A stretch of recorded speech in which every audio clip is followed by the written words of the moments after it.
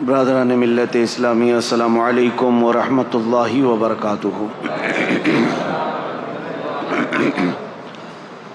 الحمد للہ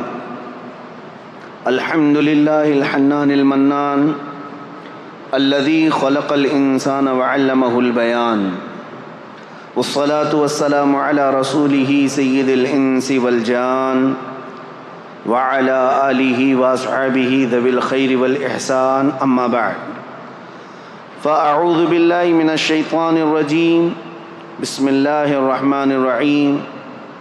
ان الدین عند اللہ الاسلام، وقال اللہ تعالی فی مقام آخر، ومن يبتغ غیر الاسلام دینا فلن يقبل منہ وهو فی الآخرة من الخاسرین۔ صدق اللہ مولانا العظیم۔ بارگاہ رسالت معاب صلی اللہ تعالی علیہ وسلم میں درود پاک کا ہدیہ پیش کریں۔ اللہم صلی علی سیدنا و مولانا محمد معدن الجود والکرم وآلہ واصحابہ الکرام وابنہ الکریم وبارک وسلم صلاۃ دائمۃ سرمدا ابدا۔ عزیزان گرامی وقار، اسلامی نیا سال شروع ہو چکا ہے۔ آج پہلا دن گزرا اور وہ بہار کی موسم جس میں اہل سنت و جماعت کا یہ طرۂ امتیاز ہے، ہمارا ایک دستور رہا ہے، محرم کے ان دنوں میں ہم اپنے اسلاف کی قربانیوں کو یاد کرتے ہیں، اور قربانیوں کی یاد اس لیے کی جاتی ہے کہ بچوں میں قربانی دینے کا جذبہ بھی بیدار رہے۔ دنیا بزدلوں کی کہانی سناتی ہے، لیکن ہم اہل محبت الحمدللہ مجاہدین کی کہانیاں سناتے ہیں۔ ہمارے ہر بچے کو ہم کربلا کی داستان سناتے ہیں، اس لیے نہیں کہ وہ سینہ ٹھوکے، سینہ مارے، ماتم کرے اور روئے دھوئے بس اسی پر ختم کرے، نہیں۔ حسین اعظم کی داستان کربلا ہم اس لیے سناتے ہیں کہ بجھا ہوا دل بھی ہو تو وہ زندہ میدان میں آ جائے، وہ مجاہد بن جائے۔ اللہ کریم ہمارے ان اسلاف کی قربانیوں کے صدقے ہم سب کو اس دین اسلام کا مجاہد بنائے۔ میں بغیر کسی تاخیر کے آج عرض کرتا ہوں کہ ہم نے عنوان چنا تھا تاریخ اسلام اور کربلا کی حقیقت۔ انشاءاللہ العزیز کربلا تک ہم بعد میں آئیں گے، اس سے پہلے ہم شروع سے چلتے ہیں۔ دین اسلام کس کو کہتے ہیں اور اسلام ہی کیوں، اور اسلام کے متعلق جو اعتراضات لوگوں کے، کفار و مشرکین کے چھوڑے ہوئے ہیں، شکوک و شبہات ہیں، اس پر ہم تھوڑی سی بات کر لیں گے۔ اس کے بعد پھر یہ اسلام کا سفر جو چلا ہے، اس سفر کو ہم لے کر کے چلیں گے کربلا کے میدان تک انشاءاللہ العزیز۔ میں اپنے مطالعے اور اپنے علم کی روشنی میں جتنا ہو سکے حتی الامکان تاریخ کے سچائیوں کو آپ کے سامنے رکھنے کی کوشش کروں گا۔ اس کی وجہ بھی یہ ہے کہ محرم کے ان 10 روزہ مجالس کے بہانے ہماری نئی جنریشن الحمدللہ وہ تاریخ اسلام سے واقف ہو جائے۔ ہر ایک کو ہونا یہی چاہیے کہ اس کو اپنے دین کی تاریخ معلوم ہو۔ ابھی تمہارا برتھ ڈے جس طرح سے یاد ہے، تمہیں نیند میں اٹھا کر کے بھی پوچھیں تو آپ کو پتہ ہے کہ تمہارا ڈیٹ آف برتھ کیا ہے، اس لیے کہ ہر سال مناتے ہو یا اپنی پیدائش کی تاریخ ہر کوئی یاد رکھتا ہے۔ میرے عزیزو، یہ تو پرانی چیز ہے، جب تم پیدا ہوئے تھے زمانہ گزر چکا ہے، اب تو تم جوان ہوئے اور کچھ تو بوڑھے ہو گئے، لیکن ان کو ڈیٹ آف برتھ یاد ہے۔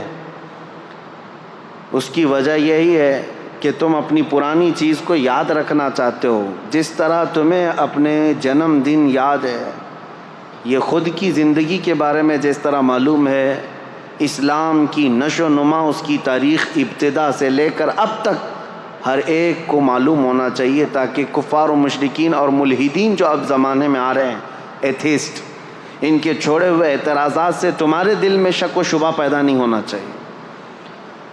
سب سے پہلی چیز یہ لے کر کے چلیں دل میں کہ میرا دین حق ہے، اسلام سے زیادہ سچائی کسی میں نہیں ہے، اور ظاہر سی بات ہے میں اس کو سچا دین سمجھ کر کے ہی عمل کر رہا ہوں، اور اس کے متعلق ذرا بھی شک و شبہ اپنے دل میں نہیں آنا چاہیے۔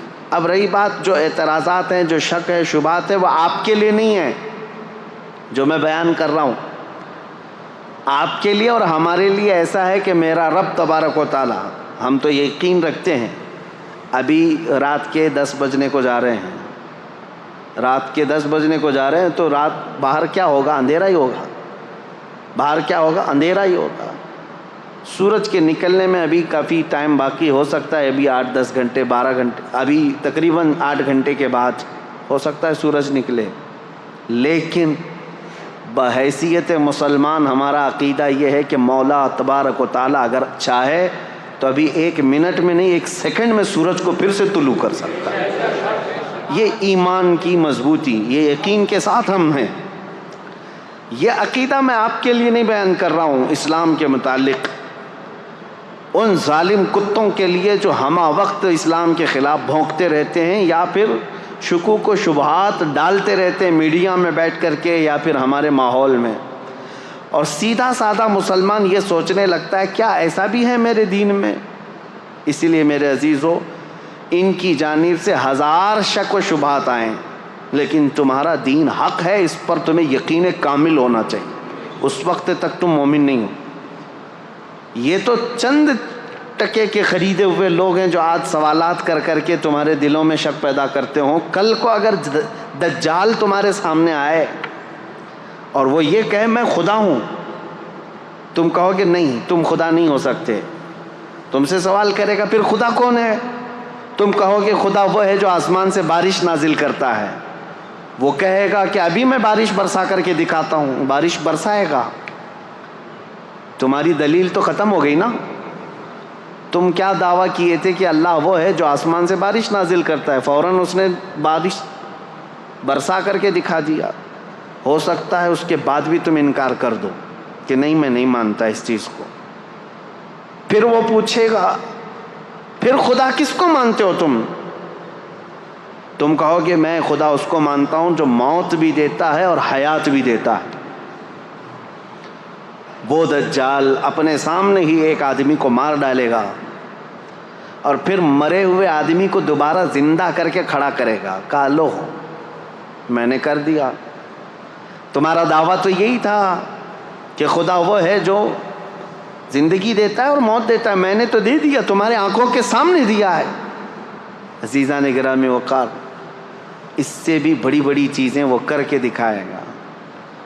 تو اب اس وقت تمہارا کیا ہونا چاہیے؟ یہ حدیث پاک میں میرے آقا صلی اللہ تعالیٰ علیہ وسلم نے پہلے ہی بیان فرما دیا، یہ ساری نشانیاں بتاتی۔ یہ آج چند ٹکوں کے خریدے ہوئے لوگوں کے چھوڑے ہوئے اعتراضات پر تم ڈاواں ڈول ہو جاتے ہو۔ تمہارا ایمان تو اتنا مضبوط ہونا چاہیے کہ میری آنکھوں کے سامنے بھی اگر کوئی بارش نازل کر کے دکھا دے، مرے ہوئے کو زندہ کر کے دکھا دے، تب بھی میں اس کو خدا تسلیم نہیں کر سکتا، میرا خدا تو صرف اللہ رب العالمین ہے۔ اتنا یقین رکھو کہ ظاہری حالات دیکھ کر کے تمہیں ڈاواں ڈول نہیں ہونا ہے، ورنہ ہزاروں کی تعداد میں صرف دجال کے پیچھے ہی کافر ہو جائیں گے۔ آج میں اس مضبوطی کے ساتھ تمہارے سامنے آیا ہوں کہ تمہارے دلوں میں اسلام اور تمہارے ایمان کی دولت اتنی راسخ ہو جائے، اتنی مضبوط ہو جائے کہ یہ چھوڑے ہوئے اعتراضات اور شکوک و شبہات سے تم ڈگمگ نہیں ہونا، کبھی ادھر ادھر تزلزل کے شکار نہ ہو۔ سب سے پہلی چیز، اسلام کی تاریخ پر ہم آج گفتگو کر رہے ہیں، تو اسلام ایک دین کیا ہوتا ہے؟ فطرت ہے انسان کے اندر، وہ کسی نہ کسی دین سے وابستہ ہے۔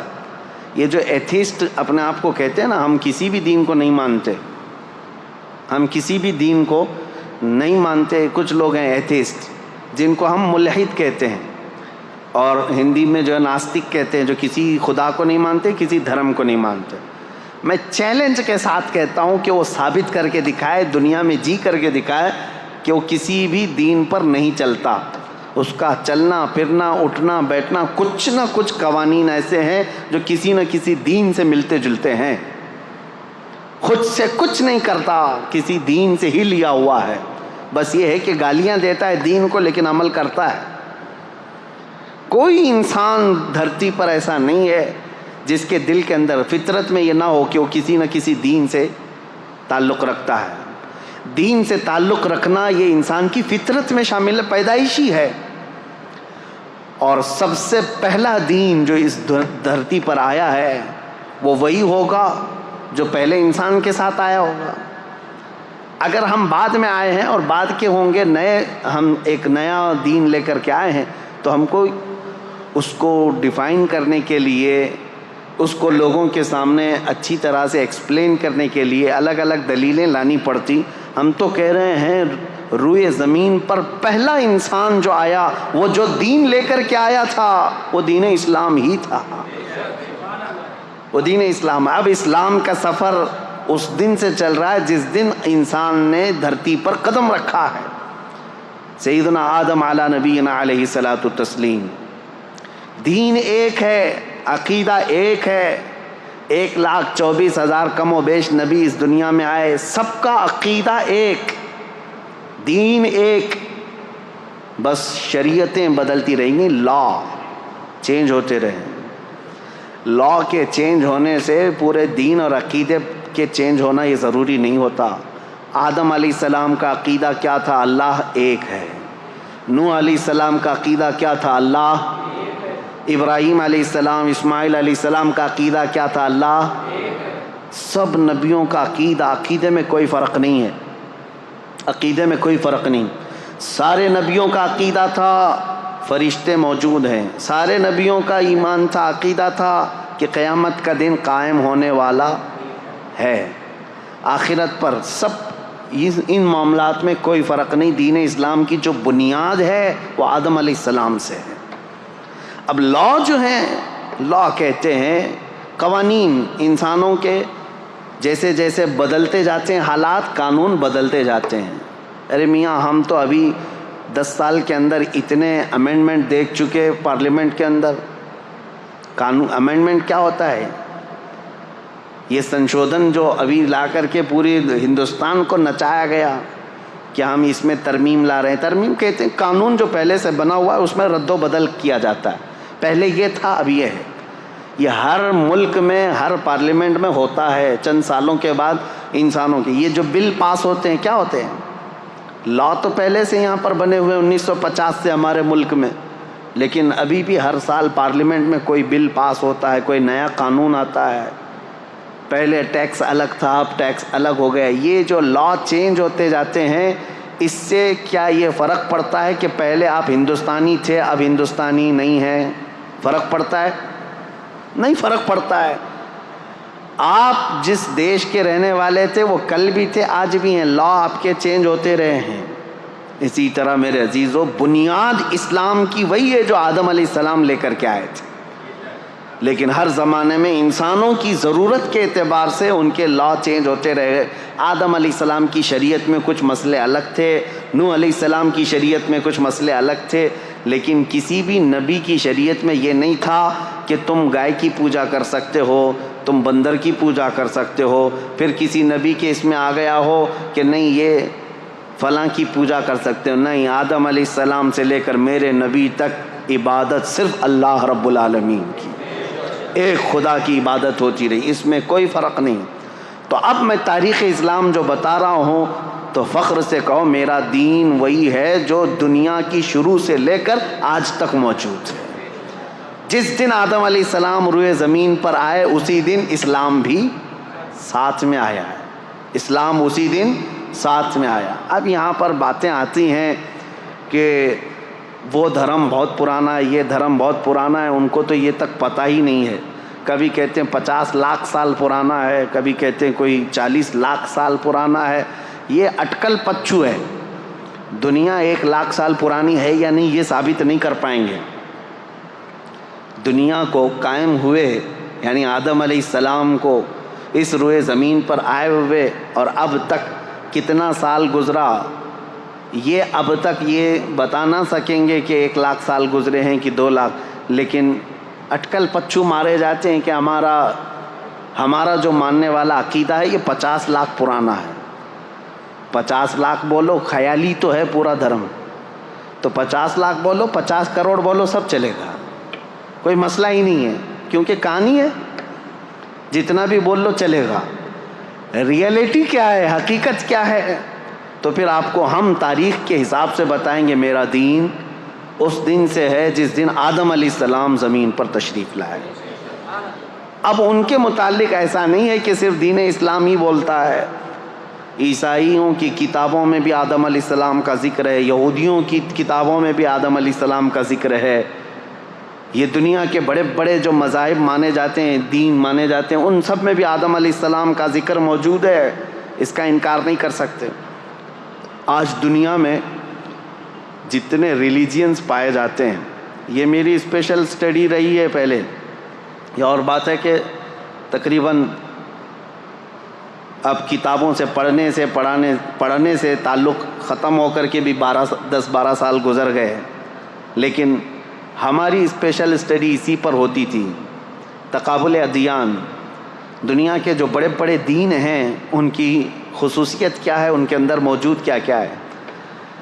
اس طرح سے اگر میں فرق کر کے بتاؤں تو سب سے زیادہ میجورٹی میں، اگر پوری دنیا میں 100 دین پائے جا رہے ہیں، 100 دین اگر پائے جا رہے ہیں تو اس میں سے 85 سے 90 دین صرف ہندوستان میں ہیں، باقی پوری دنیا میں، یعنی پرسنٹیج کے اعتبار سے سب سے زیادہ الگ الگ دھرم کو ماننے والے یہ صرف بر صغیر میں پائے جاتے ہیں، باقی پوری دنیا ایک طرح ہے، الگ ہے۔ پورے چائنا کا پہلے سے جو دین رہا تھا، کنفوشیوس، وہاں پر ایک بہت پرانا دین، عیسیٰ علیہ السلام سے 700 سال پہلے، پھر بدھزم، یہ بھی حضرت عیسیٰ علیہ السلام سے تقریباً 700-800 سال پہلے سے، اور اس کے بعد افریقہ کے کالے لوگوں میں بت پرستی تھی، وثنیہ اس کو کہتے ہیں، ان کے بھی الگ الگ نام ہیں، ان کے ہاں ایک الگ دین پایا جاتا تھا، اور پھر اس کے علاوہ عیسائیوں کا ایک اپنا دین ہے، مذہب ہے، اور پھر یہودیوں کا ایک الگ، جیوز کہلاتے ہیں۔ اس طرح سے یہ پوری دنیا کے ہو گئے، اور پھر ہم ہندوستان میں آتے ہیں تو ہندو، جن کے دھرم کا اصل شبد جو ہے سناتن ہے، ہندو قوم کو یہ کہتے ہیں، حالانکہ ان کے دھرم کا نام نہیں ہے۔ اب اس میں بھی بہت سارے الگ شعبے ہیں۔ جین یہ کہتے ہیں کہ ہم ہندو نہیں ہیں، سناتنی نہیں ہیں۔ سناتن میں بھی جو ہے آریہ سماج ایک الگ ہے، وہ کچھ کتابوں کو نہیں مانتے، یہ کچھ کتابوں کو نہیں مانتے، ان میں فرق ہے الگ الگ۔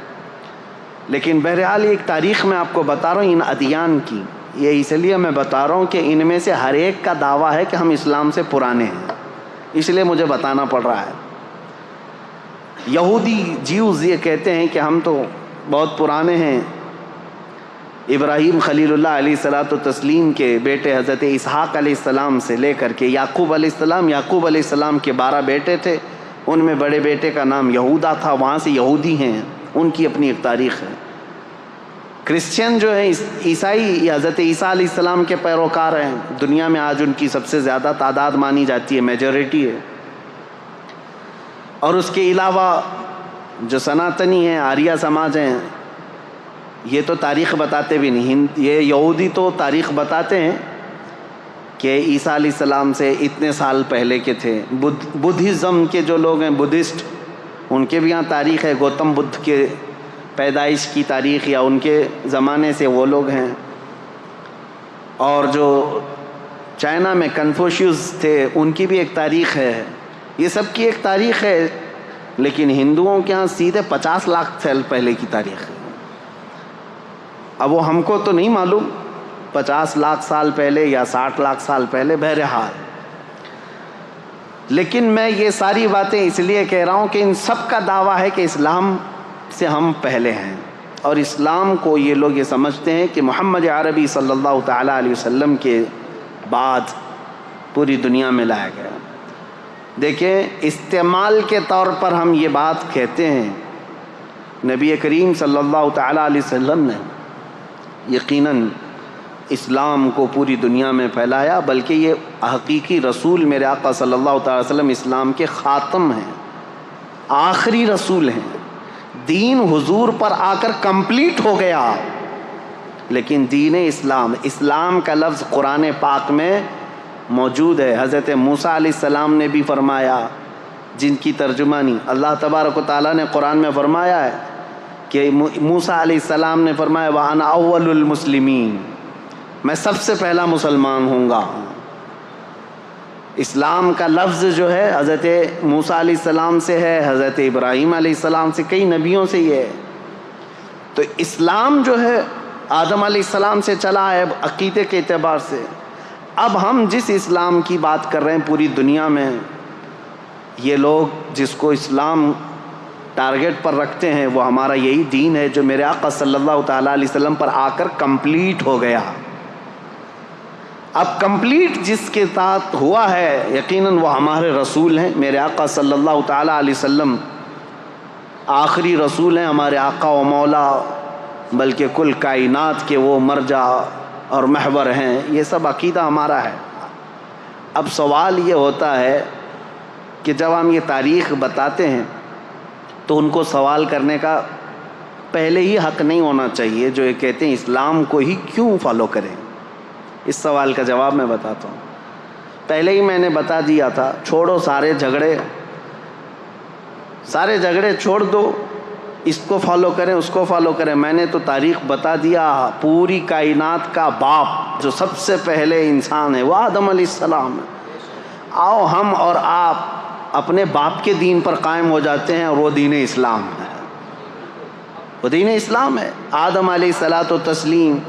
لیکن ایک بات یاد رکھنا، آدم علیہ السلام کے لا، ان کی شریعت اب نہیں ہے، ان کا عقیدہ، ان کی بنیادیں، وہ دین موجود ہے، لیکن ساتھ میں آدم علیہ السلام کو اگر مانتے ہو، چلو آ کر کے اس پر یہ بھی ماننا ہوگا کہ سیدنا آدم علیہ الصلاۃ و تسلیم جنت سے دنیا میں بھیجے گئے تھے، 300 ساڑھے 300 سال روتے رہے اللہ تبارک و تعالیٰ کی بارگاہ میں، اور پھر وہ ایک دن آیا جب اللہ نے ایک کلمہ ان کو القا فرمایا، اور پھر اس کلمے کے ذریعے سے آدم علیہ السلام کی توبہ قبول ہوئی۔ اور حدیثوں میں بعض تفاسیر میں یہ فرمایا گیا، آدم علیہ السلام نے اللہ کریم کی بارگاہ میں یہ پیش کیا تھا، عرض کیا تھا کہ اے مولا، جو تیرا سب سے حبیب نبی ہے محمد، اس کے واسطے وسیلے سے میری دعا قبول فرما۔ رب تعالیٰ نے آدم علیہ الصلاۃ و تسلیم کی دعا قبول فرمائی تھی۔ تو آج یہ بھی تسلیم کرو کہ آدم علیہ السلام کے اگر دین پر ہوں گے تو اس آدم علیہ السلام نے میرے نبی کے وسیلے سے اللہ کی بارگاہ میں دعا کی ہے، تو یقیناً وہ اکمل و اتم رسول ہیں جو اللہ کے محبوب ہیں، اور ان کا دین ہی سچا دین ہے۔ اب میں بتاتا ہوں دین اسلام کی ہی پیروی کیوں کرنی چاہیے۔ سوال یہ، اب میں اسی بات پر اگر چل پڑوں تو پوری رات گزر جائے۔ وجہ یہ ہے، میرا دین جس بات کا اعلان کرتا ہے اس کو امپلیمنٹ کر کے بتاتا ہے۔ دین اسلام میں کسی شوشے میں کمی نہیں ہے۔ اگر کمپیئر کرنے کی بات کریں گے تو کچھ لوگوں کو برا لگے گا، لیکن آپ کا سوال ہے کہ دین اسلام کی ہی کیوں پیروی کریں، کیوں اسی کو فالو کریں، تو پھر مجھے بتانا پڑے گا۔ دین اسلام کو فالو کرنے کے لیے اس لیے کہ پورے حیات کا اگر نظام تمہیں چاہیے اپنے جینے کا تو صرف اسلام ہی دیتا ہے، صرف اسلام دیتا ہے۔ یہ میرا چیلنج ہے، جینے کا سلیقہ صرف اگر تم چاہتے ہو تو جینے کے سلیقے میں یہ صرف یہ نہیں آتا چار دیواری کے اندر جینا، انسان کے جینے کے سلیقے میں اس کی تجارت بھی آتی ہے، اس کی شادی بیاہ بھی آتے ہیں، اس کے پڑوسی بھی آتے ہیں، اس کا بازار بھی آتا ہے، اس کا بزنس بھی آتا ہے، حتیٰ کہ اس کا حکومت کرنا، اس کا وزیر بننا، سپاہی بننا، یہ ساری چیزیں جینے کے حقوق میں آتے ہیں۔ اور ہر شوشے پر اسلام تمہیں پورا پورا چیپٹر عطا کرتا ہے، ایک مسئلہ نہیں، پورا پورا چیپٹر ہے۔ تم اگر وقت کے بادشاہ ہو تو بھی اسلام تمہیں پابند بنا کر کے دکھائے گا۔ تم اگر کرسی عدالت پر بیٹھے ہو قاضی تو پورا باب موجود ہے، تمہیں فالو کرنا پڑے گا۔ تم اگر کسی اسکول کے ٹیچر ہو تو اسلام تمہیں اس کے بھی اسلوب بتائے گا۔ آج میرے عزیزو میں آپ کو بتاؤں، 1400 سال پہلے جب لا تھے ہی نہیں، بادشاہوں کے رول چلتے تھے، بادشاہوں کے قانون چلتے تھے۔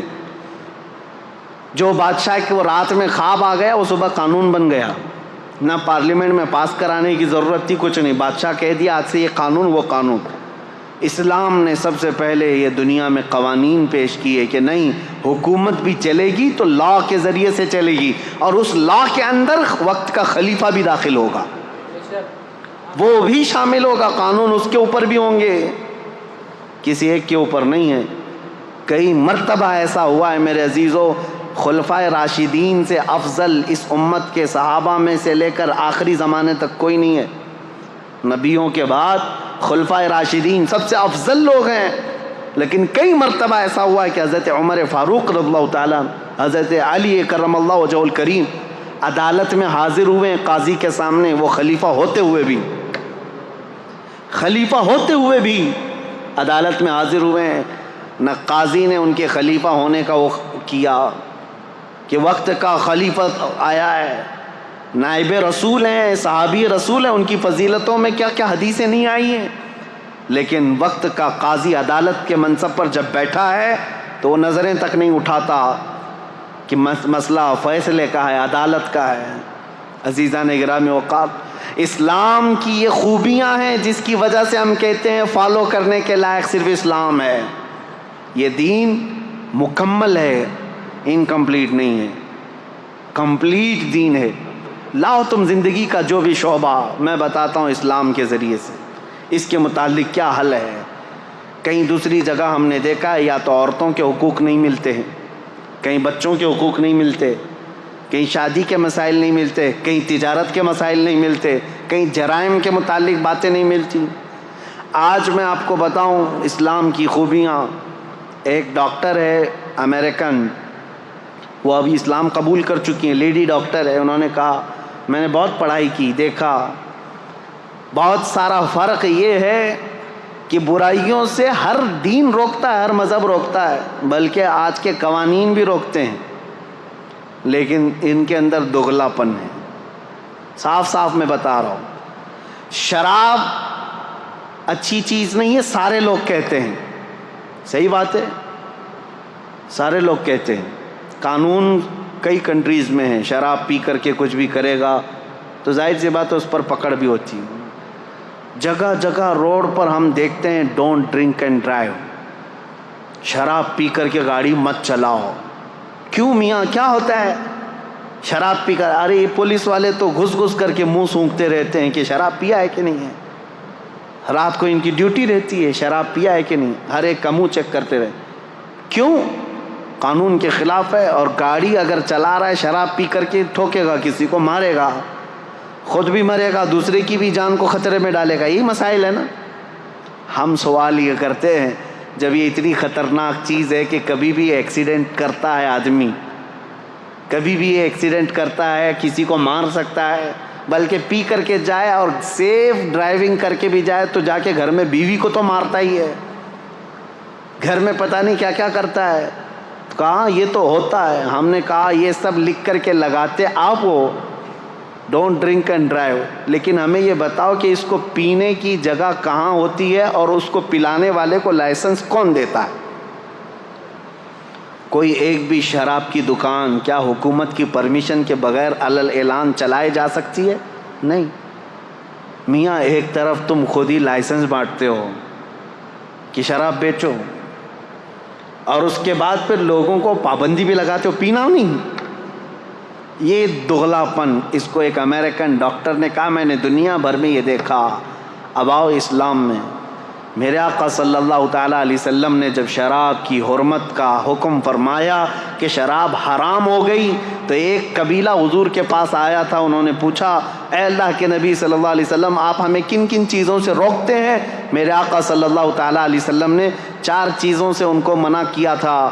وہ 4 چیزیں کیا تھیں بتاؤں میں آپ کو؟ یہ صحیح حدیث ہے، بخاری شریف میں موجود ہے۔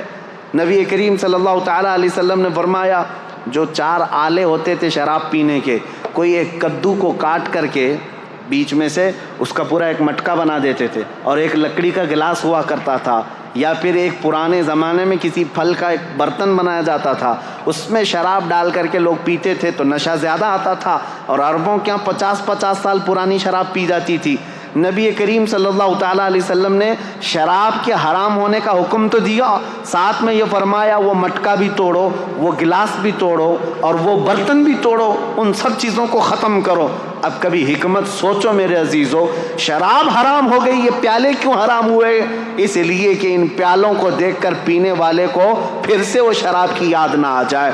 اسلام جڑ پر انگلی رکھتا ہے، اسلام بنیاد پر انگلی رکھتا ہے، یہ نہیں کہ اب تم پی کر کے آؤ تو بعد میں دیکھیں گے علاج کیا جائے گا۔ آج اسلام کی خوبیوں کے بارے میں، عصمت دری کے معاملات کتنے تیزی سے بڑھے ہیں پتہ ہے؟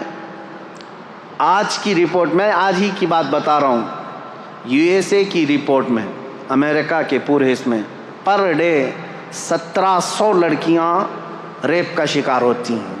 یہ وہ ہیں جو ریکارڈ میں آتی ہیں، اور ریکارڈ میں جو آتی ہیں وہ 1/3 ہوتی ہیں، باقی تو ویسی ہے۔ اور اس میں ہندوستان میں بھی بہت زیادہ لیول بڑا ہوا ہے ریپ۔ ہمارے ہاں تو آپ نے دیکھے اس پر کتنے احتجاجات ہوئے ہیں، چھوٹی عمر کے نابالغ لڑکوں کو جو حکومت کی نظر میں، ان لوگوں کے ذریعے سے بھی 16 سال کا 15 سال کا لڑکا شراب پی کر کے کسی لڑکی کو اچانک اٹھا لیا، 3-4 درندوں نے مل کر کے اس کی عصمت لوٹ لی، عزت لوٹ لی اور مار کر کے اس کو راستے پر پھینک دیا۔ یہ کتنے واقعات ہو رہے ہیں۔ اب اس پر بات 2-4 دن تک گرم رہتی، میڈیا میں چلتی ہے، لوگ سڑکوں پر آ جاتے ہیں، انصاف انصاف انصاف۔ میرے عزیزو، زنا ایک بہت سنگین جرم ہے۔ زنا پر اسلام نے جو پابندیاں لگائی ہیں وہ ہلکی نہیں ہیں، ہلکی نہیں۔ آپ میں سے کوئی بھی عزت والا، میں ان سے پوچھتا ہوں جو ہندو ہیں، جو کرسچن ہیں یا دوسرے دھرم والے، میں ان سے پوچھتا ہوں کیا تم اس بات کو پسند کرتے ہو کہ تمہاری بہن کو کوئی بھی اٹھا کر لے جائے اور اپنے بستر کی زینت بنائے؟ ہرگز نہیں پسند کرو گے، کوئی نہیں پسند کرتا اس بات کو۔ تمہاری ماں کو کوئی لے جائے، کوئی بہن کو لے جائے، کوئی بیٹی کو لے جائے، ہرگز تم بھی نہیں پسند کرتے۔ میرے دین کی خصوصیت یہ اپنی جگہ پر، میں ان سے پوچھتا ہوں تم پسند کرتے ہو؟ نہیں پسند کرتے۔ جب یہ اتنا گھناؤنا جرم ہے، نہیں پسند کرتے اس کو کوئی بھی، لیکن یہ کنٹینیو ہوتا چلا آ رہا ہے۔ کیوں ایسا ہے؟ اس کی وجہ کیا ہے؟ یہ بڑھتے ہوئے ریپ کے کیسز۔ میرے عزیزو، سارے دین، سارے دھرم اس کے خلاف تو ہیں، لیکن اسلام نے جو دردناک سزا رکھی ہے وہ ایسی ہے کہ زنا کرنے والا سوچ کر کے کانپنے لگ جائے۔ پورے سورہ نور کی شروعات اللہ تعالیٰ نے یوں فرمایا، سورۃ انزلناہا وفرضناہا وانزلنا فیہا آیات بینات لعلکم تذکرون الزانیۃ والزانی فاجلدوا کل واحد منہما 100 جلدہ ولا تأخذکم بہما رأفۃ فی دین اللہ ان کنتم تؤمنون باللہ والیوم الآخر وَلْيَشْهَدْ عَذَابَهُمَا طَائِفَةٌ مِّنَ الْمُؤْمِنِينَ۔ پوری آیت ہے، اللہ تعالیٰ فرماتا ہے زنا جس نے کیا، زنا کیا ہے؟ غیر قانونی کام کیا تم نے، شادی نہیں کیا تھا، ایک مرد اور ایک عورت، ان دونوں نے جسمانی تعلق قائم کیا، تو اللہ فرماتا ہے اگر یہ غیر شادی شدہ ہے، غیر شادی شدہ مطلب مرد بھی شادی شدہ نہیں تھا، عورت بھی شادی شدہ نہیں تھی، ان کی شادی کی بات نہیں ہو رہی، یہ پرسنل ان کے اپنے اپنے گھروں میں شادی شدہ اگر نہیں ہے تو ان کو 100 کوڑے مارو۔ کوڑا جو ہے نا وہ بیلٹ نہیں ہوتا ہے صرف، یا کوئی رسی کا نام نہیں، وہ چمڑے کا بیلٹ ہوا کرتا بڑا، ایک بار آج لگ جائے تو چمڑی ساتھ میں لگ کے آ جائے۔ 100 کوڑوں پر تو آدمی کی موت بھی ہو سکتی ہے، بلکہ قریب موت کی ہو جاتا ہے۔ اور اگر شادی شدہ ہے تو کہا گیا کہ پتھروں سے اس کو ہلاک کر دیا جائے گا، سنسار۔ اس کو لوگ مذاق میں لیتے ہیں۔ آج وہ لوگ یہ کہتے ہیں اتنا خطرناک کہ کسی کو مار دیا جائے گا۔ ہم نے ان سے پوچھا جن کی بیٹیوں کا ریپ ہوا ہے، ان سے پوچھو معلوم کرو، تو وہ کہتے ہیں نہیں، جو ریپسٹ ہے وہ اگر ہمارے ہاتھ میں آ جائے تو اس کو جلا دیں، اس کو کاٹ دیں، اس کو مار دیں گے ہم۔ یہی فرق ہے تمہارے میں۔ اسلام ہر بیٹی کو اپنی بیٹی کی عزت دیتا ہے۔ ریپسٹ کو یہ جو دردناک سزا دی گئی، زانی کو، قرآن کی ترتیب سنیے، صرف اتنا ہی نہیں ہے کہ ان کو رجم کیا جائے گا یا کوڑے مارے جائیں گے، بلکہ اللہ تعالیٰ فرماتا ہے وَلَا تَأْخُذْكُمْ بِمَا رَأْفَةٌ فِي دِينِ اللَّهِ، ان دونوں کے بارے میں اللہ کے دین میں کے معاملات میں ذرا برابر بھی نرمی مت کرنا، اللہ کا حکم ہے یہ۔ اور پھر اس کے آگے تیسرا حکم یہ ہے وَلْيَشْهَدْ عَذَابَهُمَا طَائِفَةٌ مِّنَ الْمُؤْمِنِينَ، ایسا نہیں کہ تنہائی میں کہیں کسی روم میں لے جا کر کے مار دو ان دونوں کو، اللہ فرما رہا ہے ان کی سزا پر سارے مومنوں کو جمع کرو، سب کے سامنے سزا ہوگی۔ یہ سزا اتنی دردناک ہوتی ہے میرے عزیزوں کہ انسان سوچنے سے بھی کانپنے لگ جاتا ہے۔ یہی تو وجہ تھی کہ اسلام نے جڑ پر پابندی لگائی۔ اب میں آپ کو بتاتا ہوں یہ بڑا گناہ ہے، بڑی سزا ہے، وہاں تک پہنچے ہی کیوں، ہم سزا دیں ہی کیوں اتنی بڑی، اور یہ آدمی وہاں تک جائے ہی کیوں، زنا ہوتا ہی کیوں ہے، زنا تک پہنچتا ہی کیوں ہے؟ اس کے لیے اب میں اسلام کی خصوصیت بتاتا ہوں۔ سوال یہی تھا نا کہ اسلام کو ہی کیوں فالو کریں، سوال یہی ہے نا اسلام کی پیروی کیوں کریں؟ اب سنو، تم تو اب زنا کے بعد ہو سکتا ہے قانون لگاؤ گے، ریپسٹ کے لیے یہ ہے 10 سال کی سزا، 18 سال کی سزا، کسی کے ہاں 14 سال کی سزا، نابالغ بچی کے ساتھ ہو جائے تو اس کو عمر قید کی سزا۔ سزاؤں کا نفاذ یہ تو بعد میں ہوگا، اور تم تو یہ پہلے سے سوچ رہے ہو یہ کر کے آئے گا تب یہ سزا ہوگی۔ اسلام کیا کہتا ہے وَقُلْ لِلْمُؤْمِنِينَ يَغُضُّوا مِنْ أَبْصَارِهِمْ، اے محبوب اپنے غلاموں سے فرما دیں اپنی نگاہیں نیچی رکھیں، زنا تک جاتے ہی کیوں؟ وَلَا تَقْرَبُوا الزِّنَا إِنَّهُ كَانَ فَاحِشَةً، اللہ فرماتا ہے زنا کے قریب بھی مت جاؤ، وہ بہت بڑی بے حیائی۔ اور رب تعالیٰ نے صرف مومن مردوں سے نہیں فرمایا وَقُلْ لِلْمُؤْمِنَاتِ يَغْضُضْنَ مِنْ أَبْصَارِهِنَّ وَيَحْفَظْنَ فُرُوجَهُنَّ، اور اے محبوب مومنہ عورتوں سے بھی کہہ دیں وہ اپنی آنکھیں نیچی رکھیں، اپنی شرمگاہوں کی حفاظت کریں۔ وَلَا يُبْدِينَ زِينَتَهُنَّ، اے محبوب ان سے کہہ دیں اپنی مومنہ عورتوں سے، امتیوں سے، کہ وہ اپنی زینت کا اظہار نہ کریں۔ یہ قرآن کا حکم ہے، عورت اپنی زینت کا اظہار کس کے پاس کر سکتی؟ إِلَّا لِبُعُولَتِهِنَّ، اپنے شوہروں کے پاس، او آبائہن، اپنے باپ کے پاس۔ یہ جن لوگوں کا ذکر آیا ہے قرآن میں ان کے سامنے، اپنے بیٹوں کے سامنے، اپنے بھانجوں کے سامنے، اپنے بھتیجوں کے سامنے، بس ان کے علاوہ کسی کے سامنے عورت اپنی زینت کا اظہار نہ کرے۔ اب مجھے بتاؤ اسلام نے کہاں روک لگائی ہے؟ جہاں سے شروعات ہوتی ہے، النظرۃ سہم من سہام الشیطان۔ اے نوجوانوں توجہ سے سن لو، میرے آقا صلی اللہ علیہ وسلم نے فرمایا نظر جو ہے شیطان کے تیروں میں سے ایک تیر ہے۔ نظر سے شروعات ہوتی ہے، نظریں دو چار ہوئیں، اس کے بعد پھر جسم حرکت کیا، دل کے اندر وسوسے پیدا ہوئے اور اس گناہ کے ارتکاب کے لیے آدمی دوڑ پڑا، لیکن شروعات ان آنکھوں نے کی تھی اور قرآن نے وہیں پر پابندی لگائی تھی۔ یہ میرے دین کی خصوصیات ہے۔ تم پوچھتے ہو اسلام کو ہی فالو کیوں کرے؟ یہ جرائم کو، کرائم کو ایسے روکتا ہے جہاں سے اس کی شروعات ہوتی ہے۔ جہاں چشمہ پھوٹنے والا ہے وہیں پر بند باندھ دو، پانی بہہ جانے کے بعد گٹر بند کرنے سے کچھ نہیں ہونا۔ جہاں سے سوتا پھوٹا ہے اسی کو روکنا ہے۔ اسلام وہاں پر بند باندھتا ہے، نظروں کو نیچی رکھو۔ چوری پھر بھی گھٹتی نہیں، آج چوری کا آپ یہ دیکھیں ریشو تو کم نہیں ہوا ہے، بڑھتا ہی جا رہا ہے۔ چوروں سے کیسے چھٹکارا حاصل کریں؟ اسلام نے اس کے لیے بھی حل بتایا۔ چور جو چوری کرتا ہے ضرورت کے تحت ہوتا ہے، شروع میں ایسا ہی ہوتا ہے کہ اس کو غربت چوری پر لے آتی ہے، اس کی ضرورت جو ہے چوری پر لے آتی ہے، یا تو گھر میں کوئی چیز کی کمی۔ شروع کی بات، پیشہ ور چور کی بات الگ ہے، جس کا پیشہ بن گیا، عادت بن گئی، وہ بعد میں ہوتا ہے، لیکن سٹارٹنگ چور کیسے کرتا ہے؟ اس کی ضرورت اسے چوری پر لاتی ہے۔ اسلام نے اس کے لیے سب سے پہلے سزا مقرر نہیں فرمائی، بلکہ پہلے سارے مسلمانوں پر زکوٰۃ کا نظام نافذ کیا۔ زکوٰۃ کا نظام ایسا نافذ کیا، امپلیمنٹ کیا ہے کہ تم میں سے ہر کوئی اپنے مال کا 2.5% نکالے۔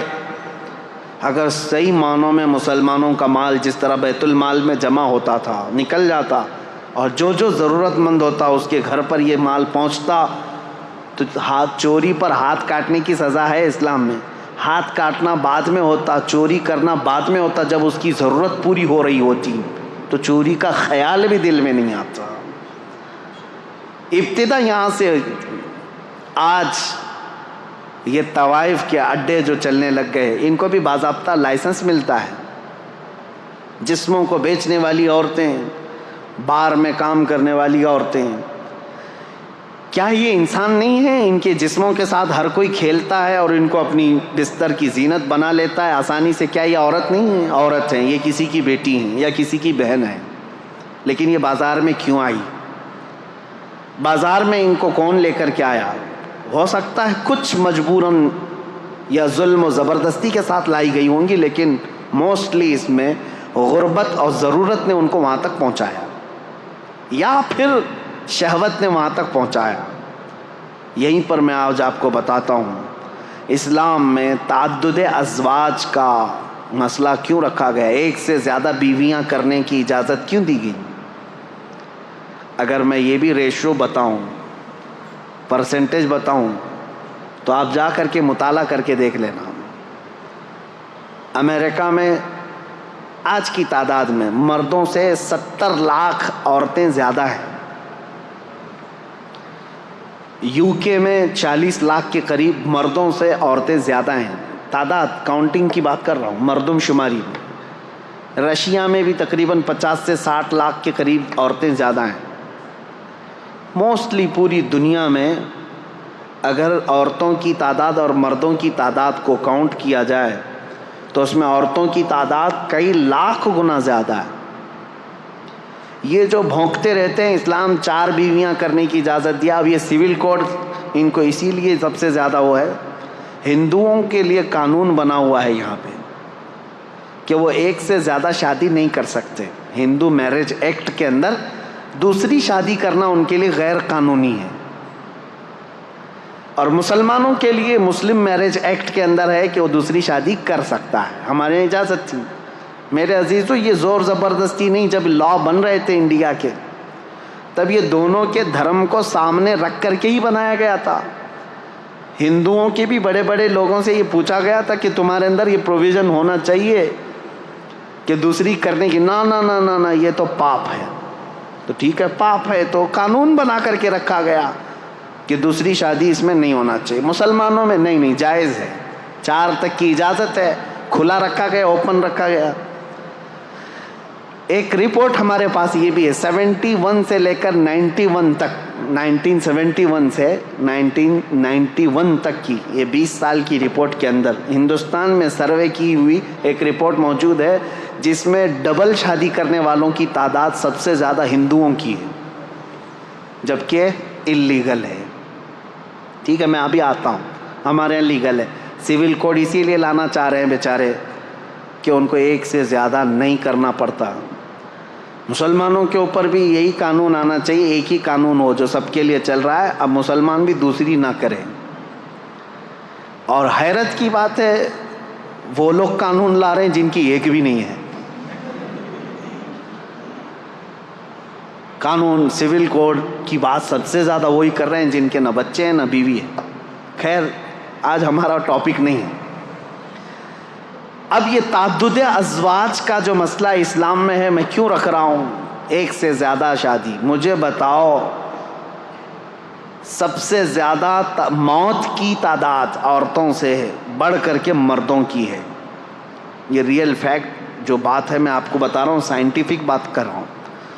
جو بچپن میں بیماریاں ہوتی ہیں بچوں کو, اس میں اکثر جو مر جاتے ہیں وہ لڑکے مرتے ہیں, لڑکیاں نہیں. ان کے اندر ڈیفنس کی طاقت ہے. اور جوانی کے بعد بھی جنگیں جو ہوتی ہیں اس میں لڑکیاں جنگ کرنے نہیں جاتی تھی, مرد ہی جاتے تھے. فوج میں سپاہیوں میں لڑکے شامل ہوتے تھے, اور جنگوں میں سب سے زیادہ مردوں کی موت ہوتی تھی. تو بچتے کون ہیں گھروں میں؟ عورتیں بچتی ہیں.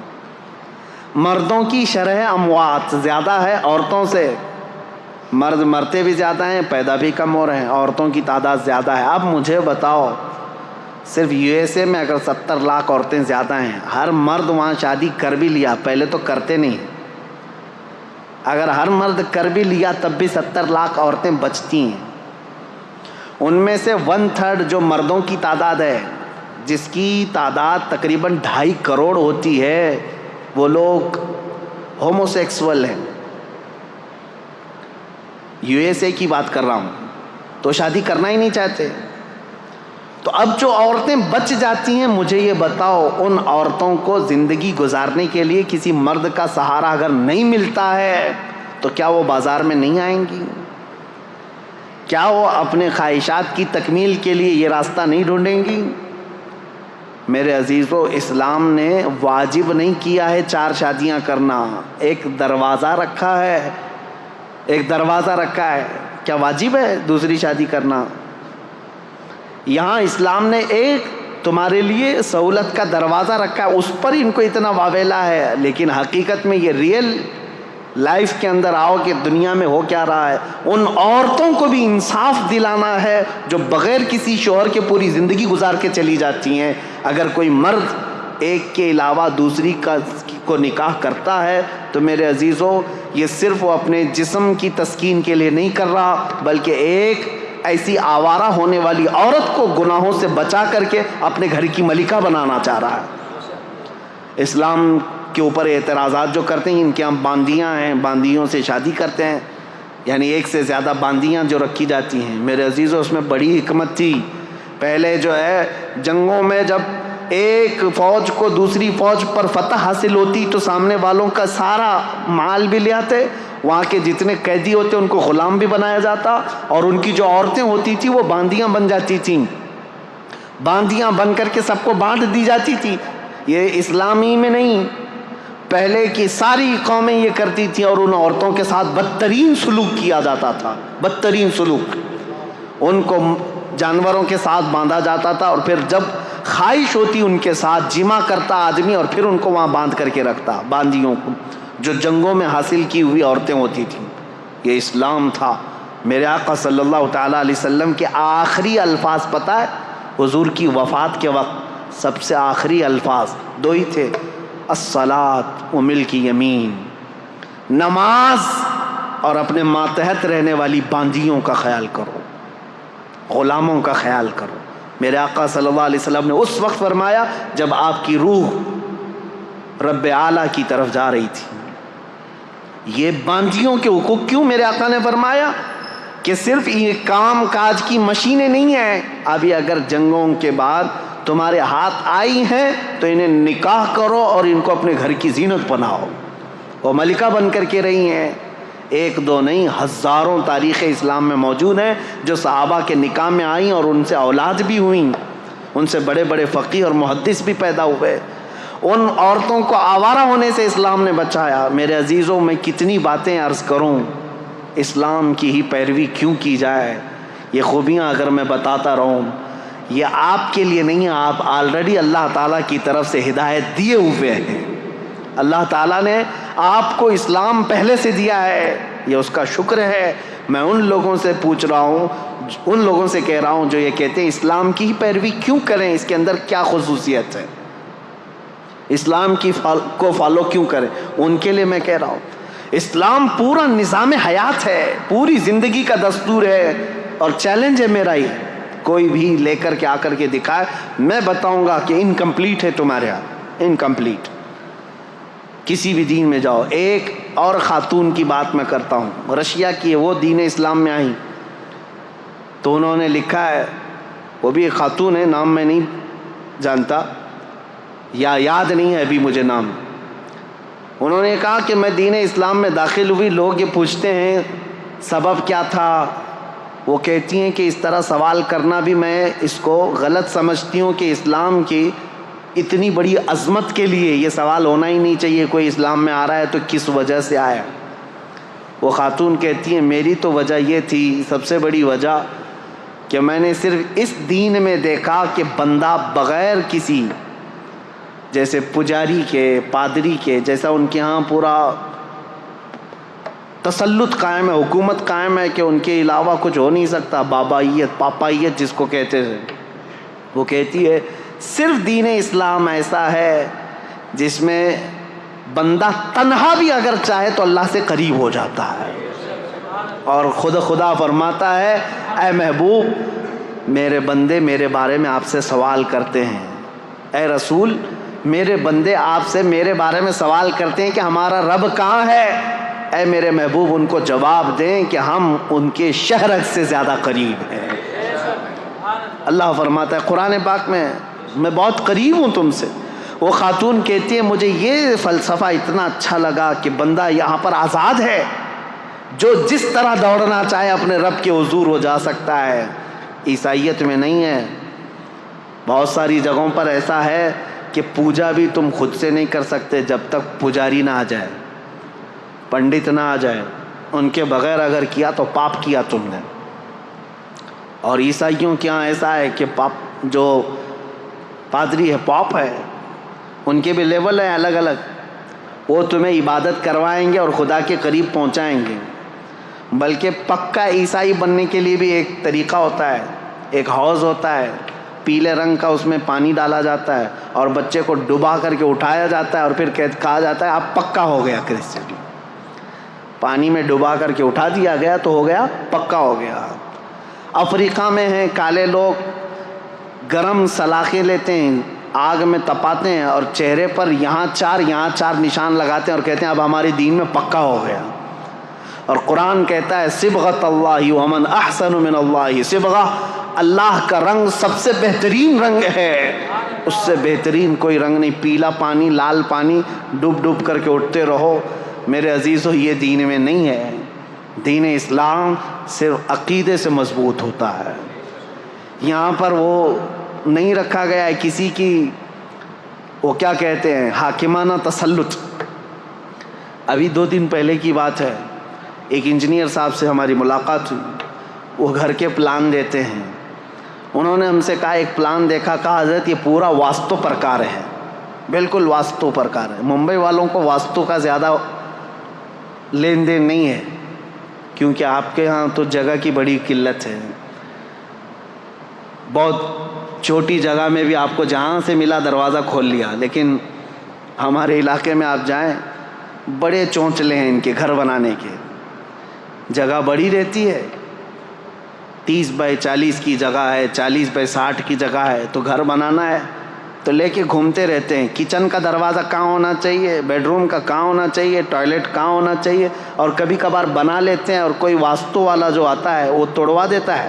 یہاں پر بھی جن کے پاس زیادہ پیسے ہوں گے بلڈنگوں میں وہ کرتے ہوں گے.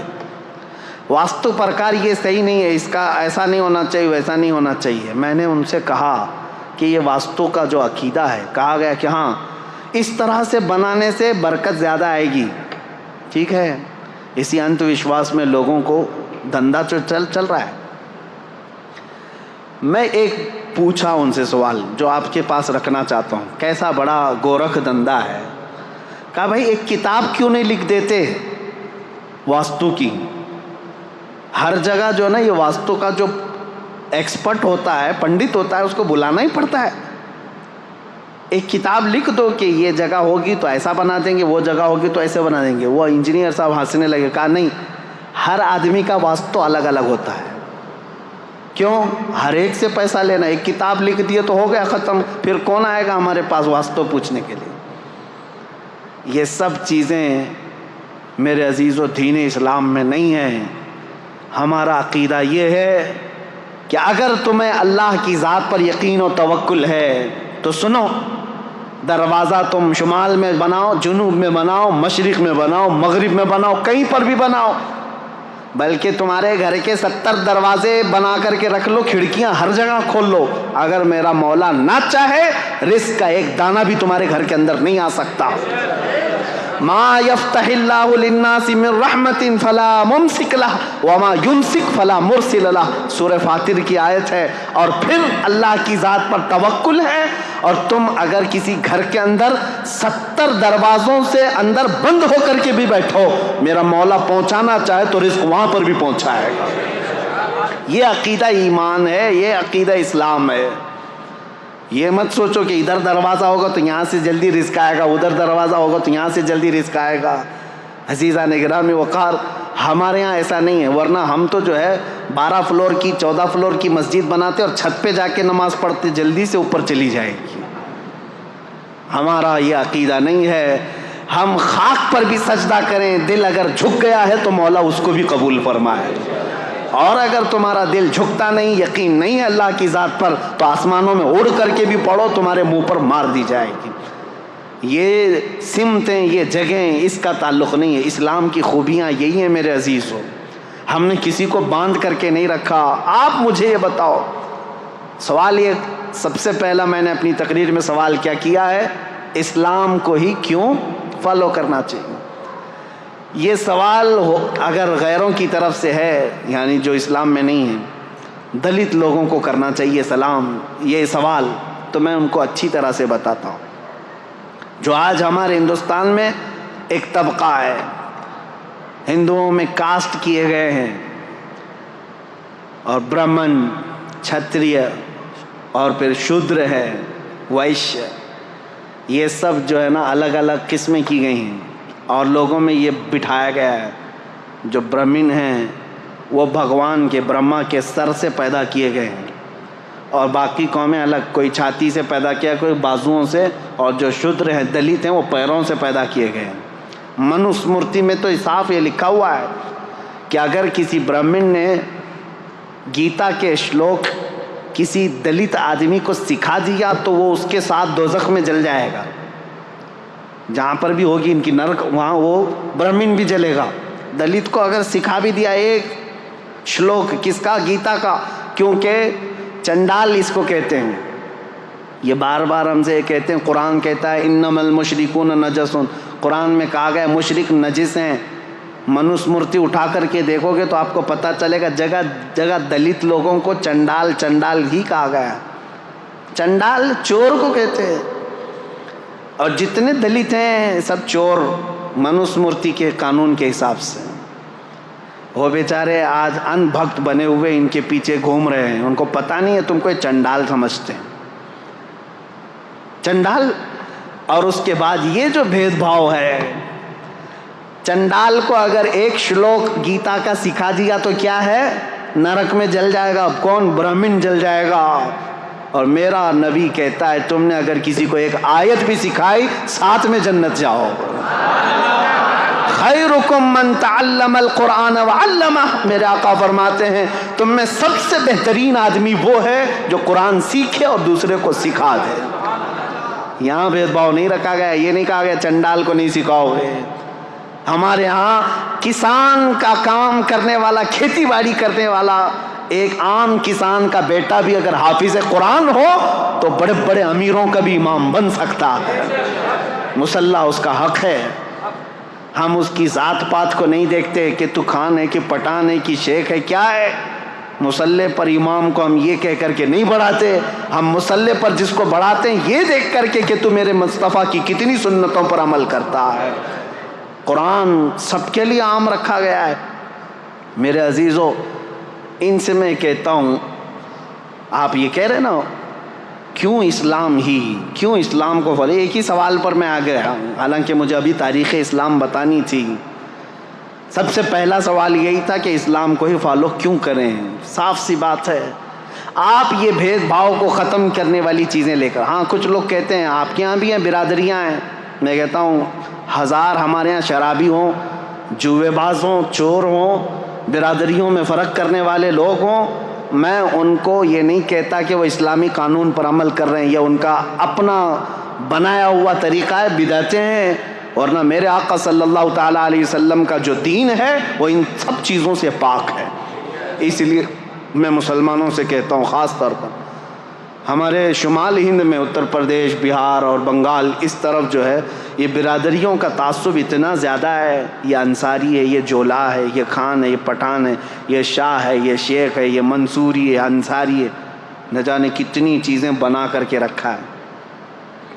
ٹھیک ہے، خاندان تعارف کے لیے تھا، ایک دوسرے کو پہچاننے کے لیے قبائل بنے گئے تھے، لیکن یہاں تو ایک دوسرے کو جھگڑا کرنے کے لیے، ایک دوسرے کو نیچا دکھانے کے لیے۔ میں ایک علاقے میں پروگرام کر کے ابھی آیا ہوں، حج سے پہلے کی بات ہے، میں نام نہیں بتاتا، اس پورے علاقے میں ایسا ہے، انصاریوں کا ایک گٹ ایک محلے میں رہتا ہے، مسلمان ہیں سارے، ایک برادری ہے، اور پھر ابھی قریب کی بات ہے کہ کوئی الیکشن کے لیے کھڑا ہو گیا، پٹھان تھا، خان تھا، سارے انصاریوں نے مل کر کے ہرایا، کہا ہندو جیتے گا چلے گا لیکن پٹھان نہیں۔ نعوذ باللہ من ذلک۔ میں نے پوچھا کہ وہ جو خان صاحب کھڑے تھے، مجھے اس سے لینا دینا نہیں ہے کہ کون جیتتا ہے کون ہارتا ہے، لیکن میں کہہ رہا ہوں یہ تعصب کیوں آیا؟ میں نے کہا کیا وہ بدعقیدہ تھے؟ کہا نہیں، بدعقیدہ تو ہمارے محلے میں ہے ہی نہیں، وہ بھی مسلک اعلیٰ حضرت والا، ہم بھی مسلک اعلیٰ حضرت۔ میں نے کہا یہ تعصب کہاں سے آیا؟ کہا نہیں، اگر وہ آتے تو ہم کو مارتے، تم لوگ کم ذات والے لوگ ہو۔ نعوذ باللہ من ذالک۔ یہ تمام چیزیں ان لوگوں سے تمہارے درمیان آئی ہیں جن کے ساتھ آج اٹھک بیٹھک ہو رہی ہے۔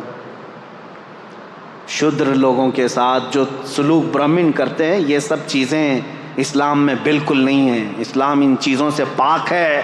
آپ کو پتہ ہے ایک بار حضرت ابو ذر غفاری رضی اللہ تعالیٰ عنہ نے حضرت بلال کو صرف یہ کہا تھا، کالی ماں کے بیٹے، میرے آقا صلی اللہ علیہ وسلم اتنے ناراض ہوئے تھے، پوچھا تھا افیک الجاہلیہ، اے ابو ذر ابھی تمہارے اندر جاہلیت ہے، ابھی جہالت کے زمانے میں پل رہے ہو؟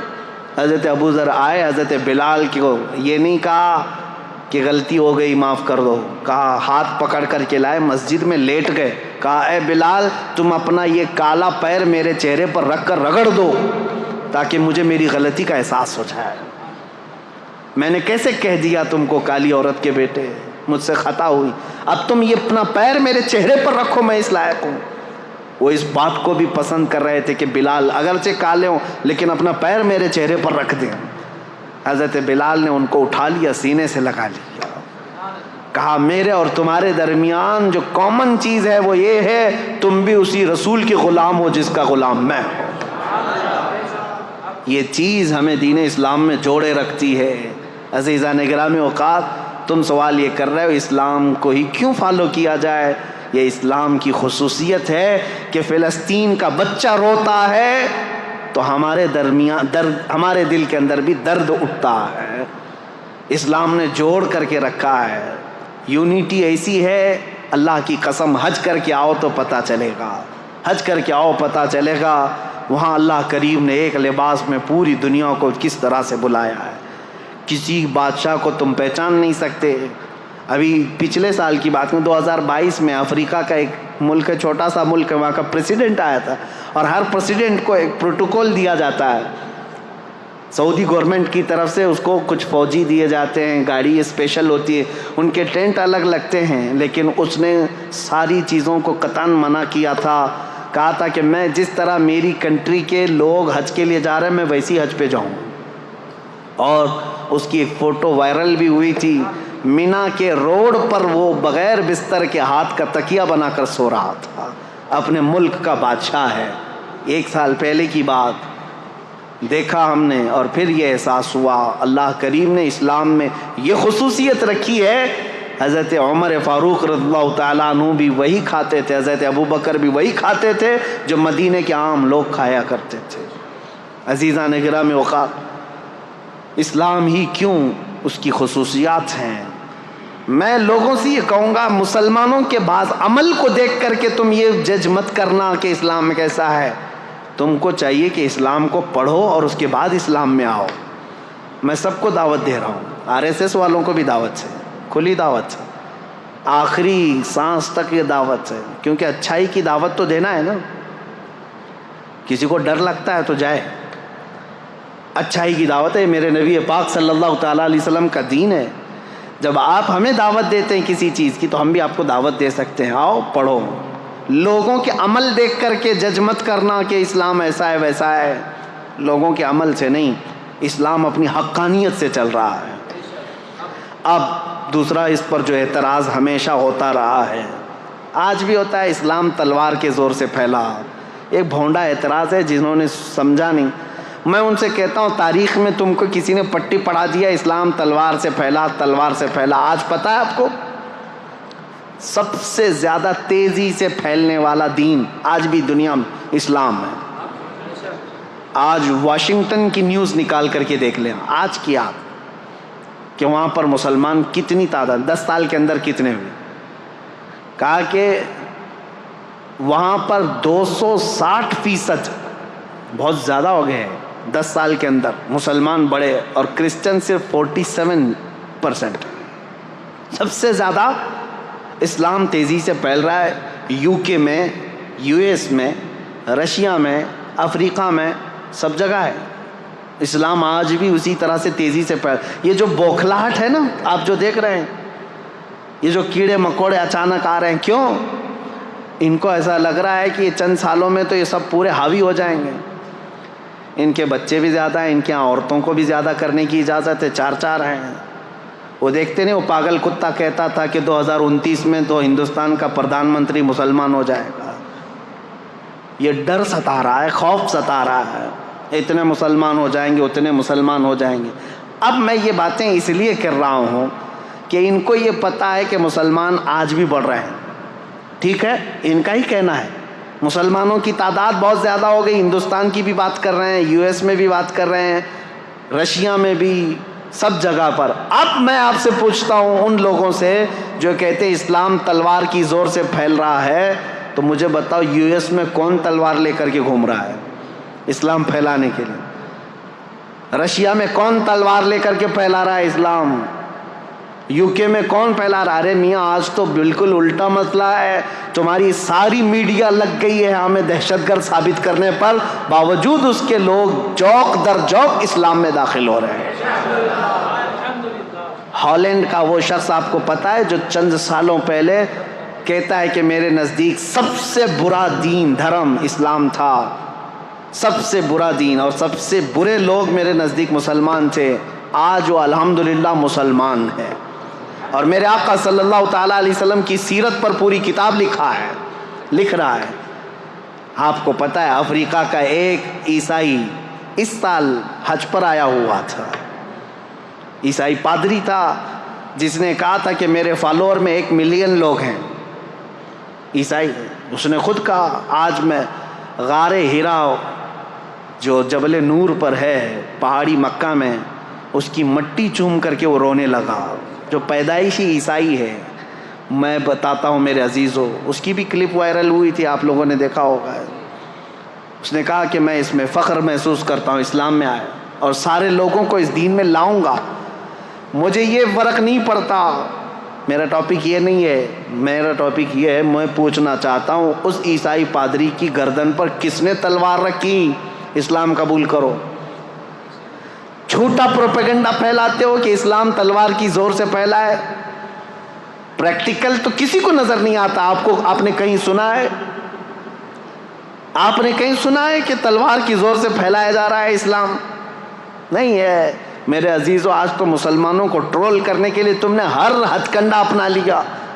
آتنکوادی یہ ہیں, ریپسٹ یہ ہیں, چور یہ ہیں, بہت زیادہ آوارہ یہ ہیں, نشہ خور یہ ہیں, ساری چیزیں تو تم نے ڈال کر کے رکھی ان کے اوپر الزامات. لیکن جو دین اسلام میں آ رہا ہے میرے عزیزو, وہ ہمارے عمل کی وجہ سے نہیں آ رہا ہے, وہ دین اسلام کی حقانیت کی کشش ہے جو قیامت تک کھینچتی رہے گی لوگوں کو. لوگ اس میں آئیں گے. اذا جاء نصر اللہ والفتح ورأیت الناس يدخلون فی دین اللہ افواجا. میرا رب فرماتا ہے جب اللہ کی مدد آ جائے گی, اے محبوب آپ دیکھیں گے لوگ اسلام میں فوج در فوج داخل ہوں گے, فوج در فوج داخل ہوں گے. RSS کے گوا کے رہنے والے ایک بڑے دانشور آدمی ہیں, انہوں نے کچھ سوالات کیے ہیں مسلمانوں کے متعلق, مجھے جواب دینا تھا.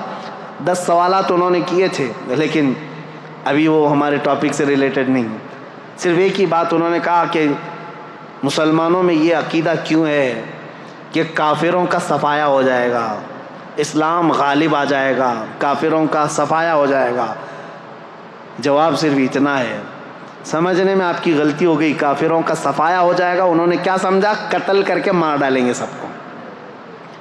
ہاں ہم بھی کہتے ہیں ہوگا صفایا, گردنوں کا صفایا نہیں, شرک اور کفر کی غلاظت کا صفایا ہوگا. حضور اکرم صلی اللہ تعالیٰ علیہ وسلم کی نسل پاک میں ایک امام آئے گا جس کو امام مہدی کہا جائے گا, اور اس امام مہدی کے فوج اور ان کی تبلیغ پر پھر سب کفار کا صفایا ہوگا۔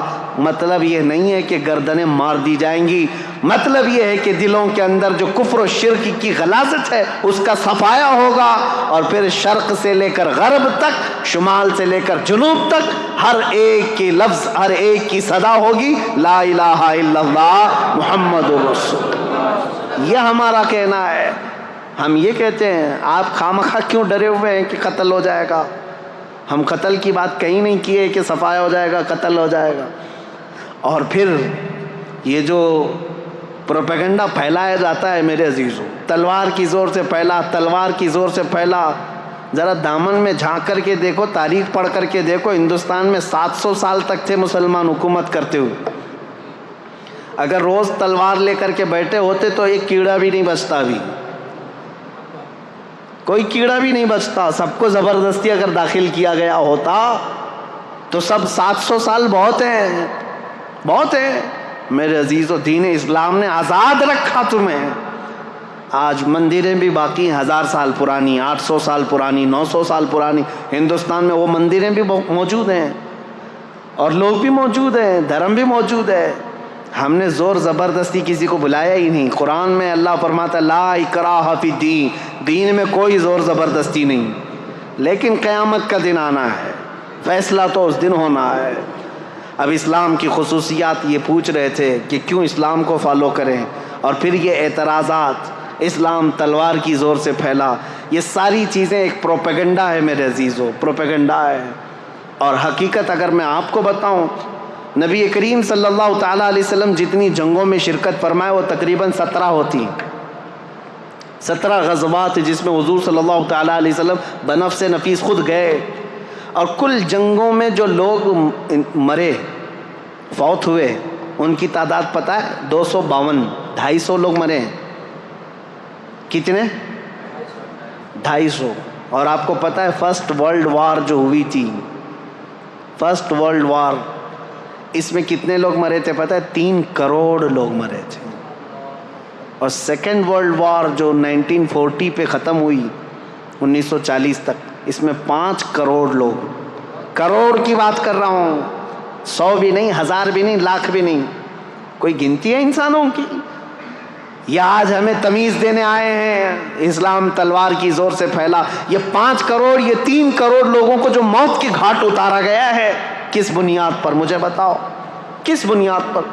صرف حکومت، تخت اور سکتہ حاصل کرنے کے لیے ہزاروں نہیں کروڑوں انسانوں کو موت کی گھاٹ اتار دیا۔ دور مت جاؤ، آج رپورٹ نکال کر کے دیکھ لینا، ہماری نہیں، آزاد رپورٹ، عراق میں پچھلے 20 سال سے کتنے لوگوں کو امریکہ نے مارا ہے۔ آج ملک شام میں 2011 سے لے کر 2023 تک کا آپ رپورٹ نکال کر کے بتاؤ کتنے لوگ وہاں مارے گئے۔ فلسطین میں پچھلے 60 سال سے کتنے لوگ مارے گئے۔ ہوتا یہ ہے کہ چور خوب چوری کر چکا ہے، لیکن یہ کہتا ہے دوسرا چور ہے، دوسرا چور ہے۔ ان کی چوریاں اتنی ہیں کہ یہ اپنی چوری کو چھپانے کے لیے، جیسے ہمارے ملک کے صاحب کرتے ہیں، سب کو بولتے رہو تاکہ کوئی ہم کو نہ بولے۔ یہ پروپیگنڈا اس طرح اتنی تیزی سے پھیلایا گیا ہے، اتنا پھیلایا گیا ہے کہ اسلام تلوار کی زور سے پھیلا، تلوار کی زور سے پھیلا۔ اور مثال میں کیا لے کر کے آئیں گے؟ ان کے ہی پالے ہوئے کوئی ISIS کے ٹٹو لوگوں کو جو دہشت گردی کے ساتھ کسی کا گلا کاٹ رہے ہوں گے، کسی کو مار رہے ہوں گے، ان کی ویڈیو بنائیں گے اور پوری دنیا میں دہشت پھیلائیں گے۔ اور ایک ویڈیو سے تم 5 کروڑ لوگوں کی موت چھپا رہے ہو۔ آج پتہ ہے یہ سارا نظام، اگر میں تاریخ کے حساب سے بیٹھوں کتنی موتیں ہوئی ہیں، تمہاری آنکھیں پھٹی رہ جائیں گی۔ عراق کی موتیں، ملک شام کی موتیں، ابھی یمن میں، افغانستان میں 20 سال یہ درندوں کی طرح ناچتے رہے پورے نیٹو کی فوجیں، تقریباً 45 کنٹریز کی فوجیں 20 سال تک افغانستان میں کیا کر رہی تھیں؟ مارا ہے انہوں نے، ہزاروں کی تعداد میں عام شہریوں کو مارا ہے۔ اتنی موتیں ہو جانے کے بعد اب سوال کرنے کا حق بھی نہیں بنتا تم کو کہ تم اسلام پر انگلی اٹھاؤ گے، جہاں میرے آقا صلی اللہ تعالیٰ علیہ وسلم کی زندگی پاک میں 17 جنگوں میں کل کتنے لوگ مارے گئے تھے؟ ایک طرف 250 کو رکھو، ایک طرف 8 کروڑ لوگوں کو، کوئی کمپیریزن ہے؟ کوئی تقابل ہے؟ میرے عزیزو، تاریخ کی سچائیاں آپ کے سامنے میں رکھنا چاہتا ہوں. اسلام پر اعتراضات کرنے والے کبھی ان چیزوں کو لے کر کے آتے ہیں، کبھی ان چیزوں کو لے کر کے آتے ہیں. بہت سارے اعتراضات ہیں. ابھی قربانی کا وہ گزرا، سعودیوں کے بھی اب نخرے زیادہ ہو گئے، وہ قربانی سے ابھی بچنے کی کوشش کر رہے ہیں. ابھی وہ نیوٹرل بننے کے لیے، ابھی دیکھا انہوں نے اپنا ایک نمائندہ یا ہندوستان بھیجا جو مندروں کی زیارت کرنے آیا ہے. یہ وہی ظالم لوگ ہیں جو ہمیں اولیاء اکرام کے مزارات پر جانے پر شرک کے فتوے لگاتے تھے. آج ان کا سب سے بڑا امام آیا ہوا ہے ہندوستان میں، جو دلی کے اور پتہ نہیں کہاں کہاں کے مندروں کی زیارت کرنے آیا ہے، اور بڑے شوق سے زیارت کر رہے ہیں اور تاریخ سمجھ کر کے، اور وہاں میرے آقا صلی اللہ تعالیٰ علیہ وسلم کے آثار کو مٹا کر کے رکھا ہے شرک اور بدعت کے نام پر. خیر وہ بات الگ ہے. یہ نیوٹرل بننے کے لیے، لوگوں کی واہواہی لینے کے لیے اب قربانی کے مسئلے پر بھی آ گئے ہیں. اس سال حج کے دوران ہم نے دیکھا ہے قربانیوں کا کیا کیا سلسلہ ہوتا ہے. بہرحال میں یہ کہہ رہا ہوں، یہ جگہ جگہ سے یہ بات اٹھاتے ہیں. اسلام اگر اتنا ہی اچھا ہے تو اتنے جانوروں کو کیوں کاٹ دیا جاتا ہے بقرعید دن؟ ہر مسلمان مالک کے نصاب جو ہے بکرے کو کاٹتا ہے، گائے کو کاٹتا ہے، بھینس کو کاٹتا ہے، اونٹ کو کاٹتا ہے، جو جائز جانور ہیں ان میں. اب تو ہم یہاں پر گائے نہیں کاٹتے، لیکن جو بھی کاٹتے ہیں اس کا اتنا واویلا مچایا جاتا ہے. پتہ ہے یہ جانور کیوں کاٹے جاتے ہیں؟ یہ ہمارا دینی فریضہ ہے. لیکن حقیقت میں آپ کو بتاؤں، ایسے لوگوں کا یہ اعتراض ہے، ان کو کبھی دوسرے گھر نہیں نظر آتے. یہودی دین میں بھی قربانی ہے، عیسائیوں کے دین میں بھی قربانی ہے، ہندوؤں میں بھی قربانی ہے. ان کے ابھی یہاں بلی چڑھانا ہے. بلکہ یجروید میں ہے، وید ہیں ان کے 4، سام وید، اتھر وید، یجروید، رگ وید. یجروید کے اندر یہ بات موجود ہے آج بھی کہ بھگوان کو کون کون سی چیزیں پسند ہیں. اس میں کئی جانوروں کے نام ہیں، اور خود رام کے بارے میں رامائن میں لکھا ہوا ہے کہ وہ ہرن کا شکار بہت شوق سے کرتے تھے. آج کرتے تو شاید بہت لمبا کیس ہوتا. ہاں ہرن کیونکہ ہمارے ہاں غیر قانونی اس کا شکار نہیں ہو سکتا. میرے عزیزو، جانوروں کی بلی اور قربانی ہر دھرم میں ہے، ہر دین میں موجود ہے، لیکن نظر صرف اسلام. یہ ان کی دگلی پالیسی ہے، ڈبل رول ہے. یہ آپ نہیں دیکھتے کہ صرف اسلام کی عید الاضحیٰ کی قربانیوں کو اتنا اچھالا جاتا ہے، بے زبان جانوروں کو مارا جاتا ہے. تمہیں پتہ نہیں ابھی جو بلی چڑھائی جاتی ہے وہ تو دیکھ بھی نہیں سکتے تم. جانور کو لا کر کے سیدھے اٹھا کر کے گردن پر مار کر کے الگ کر دیا جاتا ہے. یہ تو باتیں اپنی جگہ پر سارے دھرم میں، سارے دینوں میں قربانی ہے، سب میں ہے. میں ثابت کر کے بتاؤں گا. یہودیوں میں بھی ہے، عیسائیوں میں بھی ہے، ہندوؤں میں بھی ہے، سب میں ہے. لیکن ان کو پاپ جو لگتا ہے وہ صرف مسلمانوں کا عمل لگتا ہے. اور تو اور میرے عزیزوں، اسلام پر اعتراض کرنے والے سال بھر میں ایک دن قربانی کرتے ہو نا، ایک دن قربانی کرتے ہو. ان سے میں پوچھتا ہوں ذرا ڈیٹا نکال کر کے بتاؤ، میک ڈونلڈ والا کتنے کاٹتا ہے، KFC والے کتنے کاٹتے ہیں؟ یہ شدھ شاکاہاری لوگوں سے پوچھ رہا ہوں. تم نے اپنے ملک میں ان کو پرمیشن دے کر کے رکھا ہے. یہ ملٹی نیشنل کمپنیاں ہیں، تمہیں پتہ ہے پر ڈے کئی لاکھ گائے میک ڈونلڈ والا کاٹتا ہے. یہ اور بات ہے کہ انڈیا میں بیف کا ان کا نہیں ہے، دوسرے کنٹریز میں میک ڈونلڈ والوں کا بیف کا بھی موجود ہے، ان کے مینو میں ہے. سب جگہ بیچتے ہیں، کچھ جگہ تو خنزیر بھی بیچتے ہیں. جہاں جیسا دیس ویسا بیس ہے. لیکن کبھی آج تک ان میں سے کوئی بھی کیڑا اٹھا اور کہا کہ یہ جو نان ویج والا ہے اس کو یہاں پرمیشن نہیں دینا چاہیے؟ نہیں، سب جگہ تم شوق سے ان کو چلاتے ہو. وہی اگر کسی مسلمان کی دکان بھی ہو جائے تو تعصب اتنا بڑھ گیا ہے، زہر اتنا بڑھ گیا ہے کہ ارے یہ مانساہاری ہے، یہ تو نان ویج ہے، اس کو ہٹاؤ یہاں سے، پاپ لگ جائے گا. میرے عزیزو، یہ ڈبل پالیسی کا اور یہ جو دو چہرے والا مسئلہ ہے یہ میں آپ کے سامنے رکھنا چاہتا ہوں. آج میری تقریر جو ہو رہی ہے وہ پوری ریکارڈ ہے، اور مجھے پتہ ہے ہمارا مجمع جو سن رہا ہے، میں نے شروع میں ہی کہا میں آپ کے لیے نہیں ہے.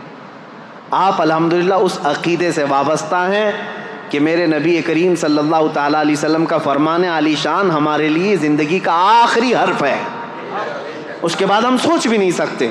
ہمارا عقیدہ مضبوط ہے الحمدللہ. ہم دین اسلام کو حق سمجھ کر کے چل رہے ہیں، اس کے ہر مسئلے کو حق سمجھتے ہیں. میں ان لوگوں کو آج مخاطب کر رہا ہوں جن کے دلوں میں شکوک و شبہات ہے. اسے بہت سارے 40 سوالات کے اعتراضات میں لے کر کے آ جایا تھا، بہت لمبا ٹائم گیا. 40 طرح کے ان کے سوالات ہیں جو ایتھسٹ لوگ بھی کرتے ہیں اسلام کے بارے میں. انشاءاللہ بیچ بیچ میں جب موقع ملے میں آپ کو بتاتا رہوں گا اسلام میں قربانی کیوں ہے، اسلام میں زیادہ بیویاں کیوں ہیں. اور یہ سب سوالات ایسے ہیں جو ان کے جیب میں خود موجود ہیں، خود کرتے ہیں.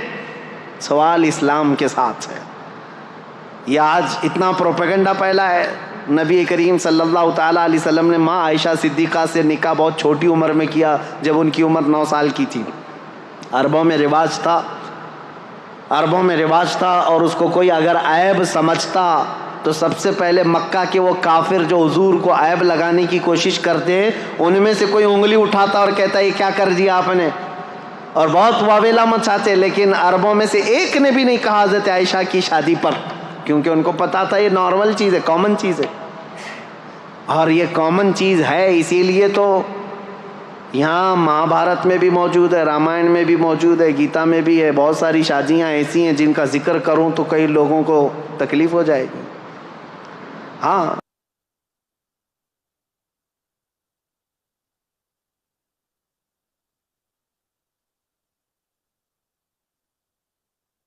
اور زیادہ بیویاں، نبی کریم صلی اللہ تعالیٰ علیہ وسلم کی 10 بیویوں کے متعلق یہ ٹی وی میں بیٹھ کر کے پکوڑے تلتے رہتے ہیں اور ایک دوسرے پر اعتراضات کرتے رہتے ہیں. اسلام اسلام نبی پاک صلی اللہ تعالیٰ علیہ وسلم کبھی اپنے گھر کی خبر ہی نہیں لیتے. اپنی بھی کتابیں اٹھاؤ. 10 بیویاں کی ہیں لیکن ہر ایک کی حکمت ہے، میں بتاؤں گا. وہ مطلقہ تھیں یا بیوہ تھیں، نبی کریم صلی اللہ علیہ وسلم نے ان سے نکاح کر کے وہ درجہ دیا ہے کہ ان کو پوری کائنات کے مومنوں کی ماں بنا دیا، امہات المومنین بنایا. لیکن کلپنا بھی نہیں کی جا سکتی، تصور بھی نہیں کیا جا سکتا. ایک بھگوان تو ایسے ہیں جن کے 16,400 بیویاں ہیں، اور وہ ایک رات میں سب کے پاس بھی جا کے آتے تھے. یہ مذاق کی بات نہیں کر رہا ہوں، کتاب میں جو موجود ہے اتنی بات کروں گا. کہ زیادہ اگر اس پر مذاق کروں تو غلط بات ہے. جب یہ چیزوں پر ہم نے کبھی آپ کے ساتھ کوئی چھیڑ چھاڑ نہیں کیا، 16,000 نہیں 32,000 رکھ لو، کیا فرق پڑتا ہے. لیکن تم ادھر انگلی نہ اٹھاؤ میرے نبی پاک کی طرف.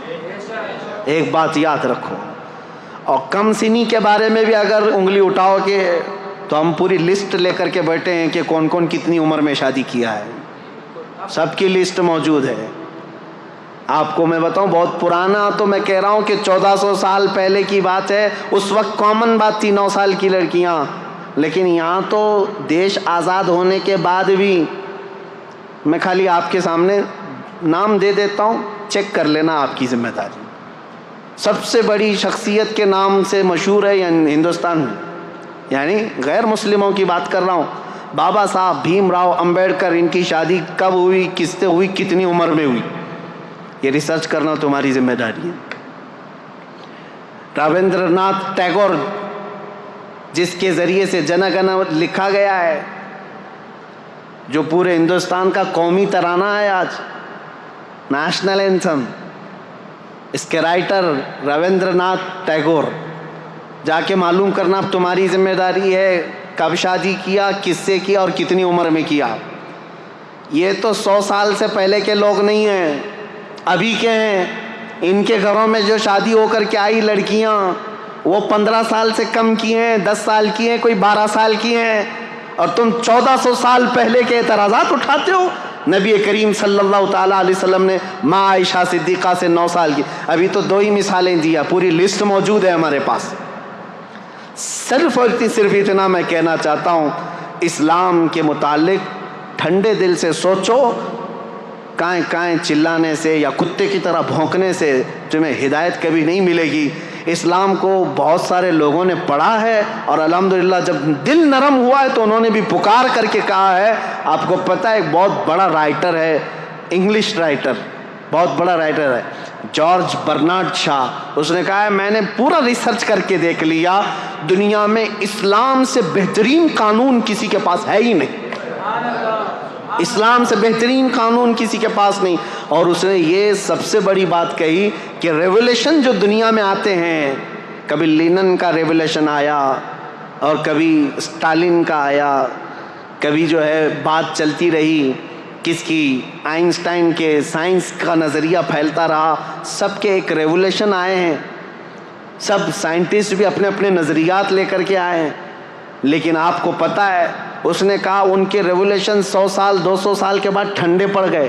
سوشلزم, مارکسزم, کمیونزم, یہ سب چیزیں جو ہیں ریولیوشن کے طور پر آئے, حکومت چلانے کے طریقے لے کر آئے, لیکن ٹھنڈے پڑتے گئے. ان کی شخصیات جب چلی گئیں. جارج برنارڈ شاہ کہتا ہے لیکن ایک ریولیوشن آیا مدینے سے, اور وہ ریولیوشن ایسا ہے کہ اس کے بانی محمد صلی اللہ تعالیٰ علیہ وسلم 63 سال کے بعد وفات کر گئے. لیکن اس ریولیوشن کو میں آج دیکھ رہا ہوں 14 صدیاں گزر گئی, ہر آنے والے بچے کے اندر ان کا امپلیمنٹ ویسا ہی نظر آتا ہے جیسے مکہ کے مسلمانوں کا رہا ہوگا. آج بھی یہ اپنے دین کے لیے مر مٹنے کو تیار ہیں, آج بھی اپنے رسول سے ویسی محبت کرتے ہیں. نہ انہوں نے دیکھا, نہ ان کے باپ نے دیکھا, نہ دادا نے دیکھا, تقریباً ان کی 7 پیڑھیوں نے نہیں دیکھا ہوگا, لیکن محبت ایسی کرتے ہیں کہ ہر رات سوتے بھی ہیں تو تمنا یہی لے کر آج خواب میں میرے آقا تشریف لائیں. یہ حقیقت ہے یا نہیں مسلمانوں؟ یہ میری بات نہیں, یہ جارج برنارڈ شاہ ایک رائٹر ہے انگلش انگریز, وہ کہتا ہے اتنا بڑا ریولیوشن میں نے نہیں دیکھا جو 1400 سال تک چلتا آ رہا ہو. اور آج وہ رسول نہیں ہے, وہ صحابہ نہیں ہے جو ان کے کمپینین تھے, ان کے ساتھی تھے, ان کے خلیفہ نہیں ہیں, لیکن اس کے باوجود خاموش دیواروں سے ایسا لگتا ہے اسلام ابھی بھی پھیل رہا ہے. یورپ میں, امریکہ میں, افریقہ میں کون ہے جو جمال مصطفیٰ دیکھ کر کے آ رہا ہو؟ کوئی ہے نہیں. نہ صحابہ کو دیکھا, نہ اولیاء کو دیکھا. اس وقت کے فتنوں کے زمانے میں بھی لوگ اسلام میں داخل ہو رہے ہیں. میں کہتا ہوں یہ میرے آقا کا لایا ہوا ریولیوشن, انقلاب ایسا ہے جو آج تک نہیں بلکہ قیامت تک قائم رہنے والا ہے, اور یہ سب پر غالب آ کر کے رہے گا انشاءاللہ. سوالات, اعتراضات بہت سارے ہیں. اسلام میں 4 شادیاں کیوں, اس کا میں نے بتا دیا. عورتوں کی تعداد زیادہ ہے اور ان عورتوں کو آوارہ ہونے سے بچانا بھی ضروری ہے. اس کے لیے ایک سسٹم دیا گیا ہے, کیونکہ اسلام فلی لائف سسٹم ہے. اور اس کے علاوہ کم سنی پر جو اعتراضات کرتے ہو, اور اس کے علاوہ بہت ساری چیزیں ایسے اعتراضات کرتے ہیں, مرنے کے بعد دوبارہ زندہ ہونے کا عقیدہ کیوں ہے, یہ ساری چیزیں اسلام میں کیوں؟ میرے عزیزو, یہ ہونا بہت ضروری ہے. اگر آخرت کا تصور نہ رہے تو ہر کوئی آزاد کھلے طور پر ناچتا رہے گا جیسے وہ ناچ رہے ہیں. شراب پی لیا, زنا کر لیا, ڈر کسی کا نہیں ہے. زیادہ سے زیادہ کچھ لوگ ڈراتے ہیں یہ کہہ کر کے کہ اچھے کام کرو تو ٹھیک ہے, برے کام کرو گے تو اگلے جنم میں چوہا پیدا ہو جاؤ گے, کتا پیدا ہو جاؤ گے. اتنا ہی ڈر ہے. وہ دیکھتے نہیں, ان کا مذاق بھی چلتا رہتا ہے. کبھی یمراج کو دھوکہ دے دوں گا. ہاں, یہ موت کے فرشتے کے متعلق جو عقیدہ ہے وہ اس لیے کہ اتنا ہلکا بنا کر کے پیش کر دیا تم نے, اتنا ہلکا بنا کر کے کہ کچھ نہیں ہونے والا ہے. میرے عزیزو, اسلام آخرت کا ایسا مضبوط عقیدہ دیتا ہے, ایسا مضبوط عقیدہ کہ آپ مشرق سے لے کر مغرب تک, شمال سے جنوب تک پوری دنیا میں گھومو, کسی بھی مسجد میں جاؤ, مسلمان جب مسجد میں جا کر اللہ اکبر کہہ کر رکعت باندھتا ہے اس کی نظریں ایسی سیدھی ہو جاتی ہیں, کوئی اسے پکارے تو بھی نہیں دیکھتا, کوئی اسے چلائے تو بھی نہیں دیکھتا. اس کی نظر ایک ہی طرف ہے, وہ اللہ کے قرب کی طرف بڑھنا چاہتا ہے. میں اس سے یہ پوچھتا ہوں دوسروں سے، یہ اس کے اندر مطمح نظر، محور، مرکزیت کس نے پیدا کیا؟ یہ عقیدہ آخرت ہے۔ اس کا عقیدہ یہ ہے میرا رب مجھے دیکھ رہا ہے۔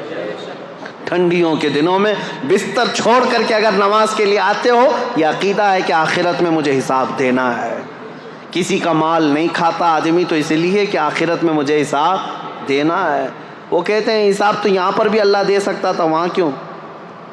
ایک سوال یہ بھی ہے، اللہ اگر چاہے تو یہیں پر حساب لے لیتا، برے لوگوں کو یہاں مار دیتا اور اچھے لوگوں کو یہاں اچھائی دے دیتا۔ نہیں میرے عزیزو، یہ انسان کی جان ایسی ہے، کچھ بندے ایسے ہیں جو اتنے گناہ کر چکے ہیں، ان کو موت بھی دے دو تو سزا پوری نہیں ہوتی۔ صحیح کہہ رہا ہوں؟ کچھ کتے ایسے ہیں جن کو 100 بار مارو تو بھی سزا پوری نہیں ہوتی۔ ان سے ہی پوچھو، ہٹلر نے جرمن کا تاناشاہ، جس کے بارے میں مشہور ہے کہ 50 لاکھ یہودیوں کو مار ڈالا، چیمبر میں ڈال کر کے مارا، اس کا ذکر کرنے بھی نہیں دیتے یہودی، ہولوکاسٹ کا پکڑ کے لے جائیں گے، کچھ بھی کریں گے۔ یہ ہماری تقریر بھی سنتے ہیں اور ہمیں پھر وہاں پر بیت المقدس جانے نہیں دیتے۔ بہرحال انشاءاللہ العزیز ایک دن آئے گا جب ہمارے اس قبلہ اول پر اسلام کا پرچم لہرائے گا انشاءاللہ۔ ہمارے خطبے بھی ہوں گے، ہماری نمازیں بھی ہوں گی انشاءاللہ۔ میں ان سے پوچھتا ہوں 50 لاکھ لوگوں کو مارا، چلو آج پکڑ کر کے ہم لا کر کے دے دیتے ہٹلر کو، کیا سزا دو گے؟ کیا سزا دو گے اس کو؟ 50 لاکھ لوگوں کو مار، تم خوب غصے میں جل کر کے کیا کرتے؟ اس کو بھی چیمبر میں ہی ڈال کے مارتے، ہاں اس کو بھی مار ڈالتے، مر جاتا تو ہو گیا۔ ایک یہودی کو مارنے کی سزا ہو گئی ہے، باقی اتنے جو 50 لاکھ کے قریب ہیں، ایک کو مارنے کی سزا تو ایک کو مار دیا تم نے۔ اس کو تو سزا ملنی چاہیے تھی 50 لاکھ لوگوں کے مارنے کی۔ اب میرے رب کا نظام آخرت میں موجود ہے، جہنم میں ڈالے گا رب تعالیٰ ظالموں کو۔ رب تعالیٰ قرآن میں فرماتا ہے کلما نضجت جلودہم بدلناہم جلودا غیرہا لیذوقوا العذاب۔ جب جب جہنم کی آگ سے چمڑی پک جائے گی، ہم اس کی چمڑی اتار دیں گے اور نئی چمڑی ڈالیں گے تاکہ وہ عذاب چکھ سکے۔ ہر بار اس کی چمڑی بدلی جائے گی۔ حضرت کعب احبار رضی اللہ تعالیٰ عنہ مفسر قرآن ہے، آپ سے پوچھا گیا یہ چمڑی بدلنے کا پروسیس جو جہنم میں ہوگا یہ کتنی بار بدلا جائے گا؟ انہوں نے فرمایا کہ 1 گھنٹے میں 70 بار بدلی جائے گی۔ 1 گھنٹے کے اندر 70 بار جسم کی چمڑی بدلی جائے گی تاکہ وہ ہر بار نیا عذاب چکھ سکے۔ جب جب جلے گا پھر بدلا جائے گا۔ کیوں؟ وہاں موت نہیں ہوگی، موت نہیں ہوگی۔ ایک بار موت کو بھی موت آ جائے گی، اس کے بعد ختم۔ اب نہ جہنمیوں کو موت نہ جنتیوں کو موت، اب سزا جھیلنا ہوگا۔ اس کے لیے آخرت میں حساب کتاب ہونا ہے، انصاف ہونا ہے۔ آخرت ضروری ہے۔ دنیا میں عدالت ہو سکتی، فیصلہ ہو سکتا، ایک بار مار دیتے ہو جاتی، باقی گناہوں کی سزا کیسے دیتے؟ باقی گناہوں کی سزا کیسے ملتی؟ ایک مرد ایسا آیا جو 10 لڑکیوں کا ریپ کیا ہو، اب زیادہ سے زیادہ ہم اس کو سزا کیا دیتے؟ موت کی سزا دیتے، مار دیتے۔ اس کی سزا تو ہو گئی، ایک لڑکی کے ساتھ زنا کرنے یا زنا بالجبر کی سزا ہو گئی، ایک کو مار دیا ہم، باقی 9 لڑکیوں کا انصاف کیا ہے؟ اس کے لیے آخرت ہے۔ اللہ تبارک و تعالیٰ قیامت کے دن پھر وہ عذاب دے گا جس کو کانوں نے سنا نہیں ہوگا، آنکھوں نے دیکھا نہیں ہوگا۔ میرے عزیزو، اسلام کی یہ تمام چیزیں ہیں جس کی وجہ سے میں دعوت فکر دیتا ہوں لوگوں کو، سوچو کہ اسلام کو کیوں فالو کرنا چاہیے۔ یہ میرا دین ہے، اس کی حقانیت ہے، اس کی خوبیاں ہیں، اس میں اونچ نیچ کا فرق نہیں ہے، اس میں غریب امیر کا فرق نہیں ہے، اس میں چھوت چھات نہیں ہے، اس میں غریب کا بیٹا بھی پہلی صف میں کھڑا ہو سکتا ہے، امیر کا بیٹا بھی پہلی صف میں کھڑا ہو سکتا ہے۔ حج بیت اللہ کے لیے جانے کے لیے کسی کا کوئی امتیاز نہیں۔ یہاں پر اگر کوئی اعلیٰ ذات والا ہے وہی پوجا کرے گا، وہی بھگوانوں کو چھو سکے گا، چنڈال دلیت چھو نہیں سکے گا۔ میرے دین میں یہ نہیں ہے۔ تمہارے ہاں ایسا ہے، چاہے نیکوکار ہو کہ پرہیزگار ہو یا گنہگار ہو، جب وہ خانہ کعبہ کے قریب پہنچے، حجر اسود کو گنہگار بھی چومتا ہے، پرہیزگار بھی چومتا ہے۔ دونوں کے لیے کھلا ہوا میدان ہے، خانہ کعبہ کو لپٹ جانا ہے، سب کے لیے کھلا دروازہ ہے۔ میرے نبی پاک کے آستانے پر جانا ہے، وہاں نہ بادشاہ دیکھا جاتا ہے نہ فقیر دیکھا جاتا ہے، ہر ایک کا سلام قبول کیا جاتا ہے۔ بلکہ میں تو آپ کو بتاؤں، ہزاروں نہیں لاکھوں لوگ وہاں پر سلام پیش کرتے ہیں۔ ایک وقت کا واقعہ مجھے یاد آتا ہے، ایک خاتون وہ کہتی ہے کہ حضور کی بارگاہ میں گئی، عورتیں جہاں سے سلام کرتی ہیں ساری عورتیں سلام کر رہی تھیں، کچھ عالمہ عورتیں تھیں، وہ میرے آقا کو اچھے اچھے لقب سے سلام کر رہی تھی، الصلاۃ والسلام علیک یا خاتم النبیین یا رحمت للعالمین یا شفیع المذنبین یا انیس الغریبین۔ یہ جو عورت تھی یہ دیہات کی رہنے والی، گاؤں کی، پڑھی لکھی نہیں تھی۔ اس کو غم لاحق ہوا کہ میں بھی پڑھی لکھی ہوتی تو اچھا سلام کرتی میرے آقا کو، اور رونا آ گیا اور اس نے کہا السلام علیکم یا رسول اللہ۔ اتنا کہہ کر کے اپنے آنچل سے آنسو پوچھتے ہوئے اپنی قیامگاہ پر اپنے گھر پر آ گئی، سو گئی روتے ہوئے اور کوستی رہی میری جہالت کو برا ہو، بچپنے کو برا ہو کہ میں پڑھی لکھی نہیں، آج پڑھی لکھی ہوتی تو میرے نبی کو اچھا سلام کر سکتی تھی۔ آئی، سو گئی روتے روتے، قسمت بیدار ہوئی، خواب میں میرے آقا تشریف لائے، نبی کریم صلی اللہ تعالیٰ علیہ وسلم تشریف لائے۔ آتے ہی آپ نے فرمایا، میرے آقا نے، اے خاتون بڑی دور سے آئی، آج لاکھوں لوگوں نے مجھے سلام کیا لیکن ان سب میں مجھے سب سے اچھا تیرا سلام لگا، اس لیے کہ دل کی گہرائیوں سے سلام کیا تھا۔ اس لیے میرے عزیزو، میرے مصطفیٰ کے دربار میں نہ اونچ نیچ دیکھا گیا ہے، نہ امیر غریب دیکھا گیا ہے، نہ فقیر بادشاہ دیکھا گیا ہے، نہ ذات پات دیکھی گئی ہے۔ جو جہاں سے آیا وہ میرے مصطفیٰ کریم کے سمندر میں جم گیا۔ حبشہ سے بلال آئے، روم سے صہیب آئے، فارس سے سلمان آئے، عرب سے خالد بن ولید آئے، لیکن یہ سارے ملکوں کے میرے آقا کے مدینے میں ایسے جمع ہوئے جیسے ایک ماں سے پیدا ہوئے چار بھائی بھی اتنی محبت نہیں کرتے تھے جتنا میرے آقا کے صحابہ میں میرے آقا نے محبت ڈال رکھی۔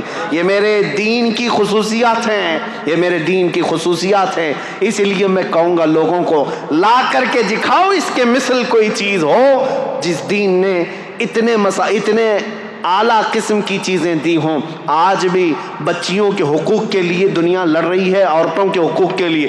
یہ پروپیگنڈا ہے، یہ جھوٹی باتیں، یہ مکاری کی باتیں ہیں۔ یہ صرف اور صرف ہماری عورتوں کو جانور بنانا چاہتے ہیں اور کچھ نہیں۔ آزادی آزادی، ان کے ہاتھوں میں پلے کارڈ دے کر کے ان کو سڑکوں پر اتارتے ہیں اور کہتے ہیں آؤ تم بھی، چار دیواری ہماری زندگی نہیں۔ پاکستان میں کچھ عورتیں ایسی باہر آئیں، پلے بورڈ پر لکھا ہوا ہے، ہورڈنگس لے کر کے آئی ہیں، چار دیواری ہماری زندگی نہیں، میری مرضی میری زندگی۔ ان عورتوں کو کون بہکا رہا ہے؟ یہ وہی عیاش قسم کے لوگ جنہوں نے عورتوں کو کتوں سے زیادہ اہمیت نہیں دی، یہ صرف اپنے ہوس کا نشانہ بنانا چاہتے ہیں۔ ان کو ننگا کر کے اسٹیج پر لا کر نچاتے ہیں۔ عورتیں یہ سمجھتی ہیں یہ آزادی ہے میری۔ یہ آزادی کون سی خاک آزادی ہے جو تم ہر رات دوسرے مرد کی زینت بن جاتی ہو، ہر رات کسی مرد کے بستر کو گرم کرنے لگ جاتی ہو؟ یہ کون سی آزادی ہے؟ عزیزان گرامی، یہ عورتوں کے حقوق نہیں، عورتوں کے حقوق میرے دین سے پوچھو، اسلام نے کیا دیے ہیں۔ میرے آقا نے فرمایا اگر ایک بیٹی بھی ہو صحیح طریقے سے پرورش کر کے نکاح کر کے دے دیا، حضور فرماتے میری شفاعت اس پہ واجب ہے، میں اس کو جنت میں لے کر کے جاؤں گا۔ بیوی کو ایک لقمہ حلال کا کھلایا، میرے آقا نے فرمایا صدقے کا ثواب ہے۔ نبی کریم صلی اللہ تعالیٰ علیہ وسلم نے عورتوں کے حقوق یہاں تک بڑھا دیے، فرمایا الجنت تحت اقدام الامہات، اے لوگو تمہاری جنت تو تمہارے ماؤں کے قدموں کے نیچے ہے۔ عورت کو نہیں بڑھایا تو اور کس کو ہے؟ آج وہ لوگ سوال کرتے ہیں جو عورتوں کو جانوروں کی طرح جینے پر مجبور کر رکھا ہے۔ بہرحال میری یہ گفتگو طویل ہوتی چلی جائے گی، یہ قصہ لطیف ابھی نہ تمام ہے، جو کچھ بیاں ہوا وہ آغاز باب تھا۔ عزیزان گرامی وقار، میں اس بات پر اپنی گفتگو کو ختم کرتا ہوں، اسلام کی فطرت میں قدرت نے وہ لچک دی ہے، جتنا ہی دباؤ گے اتنا ہی وہ ابھرے گا۔ وآخر دعوانا الحمدللہ رب العالمین۔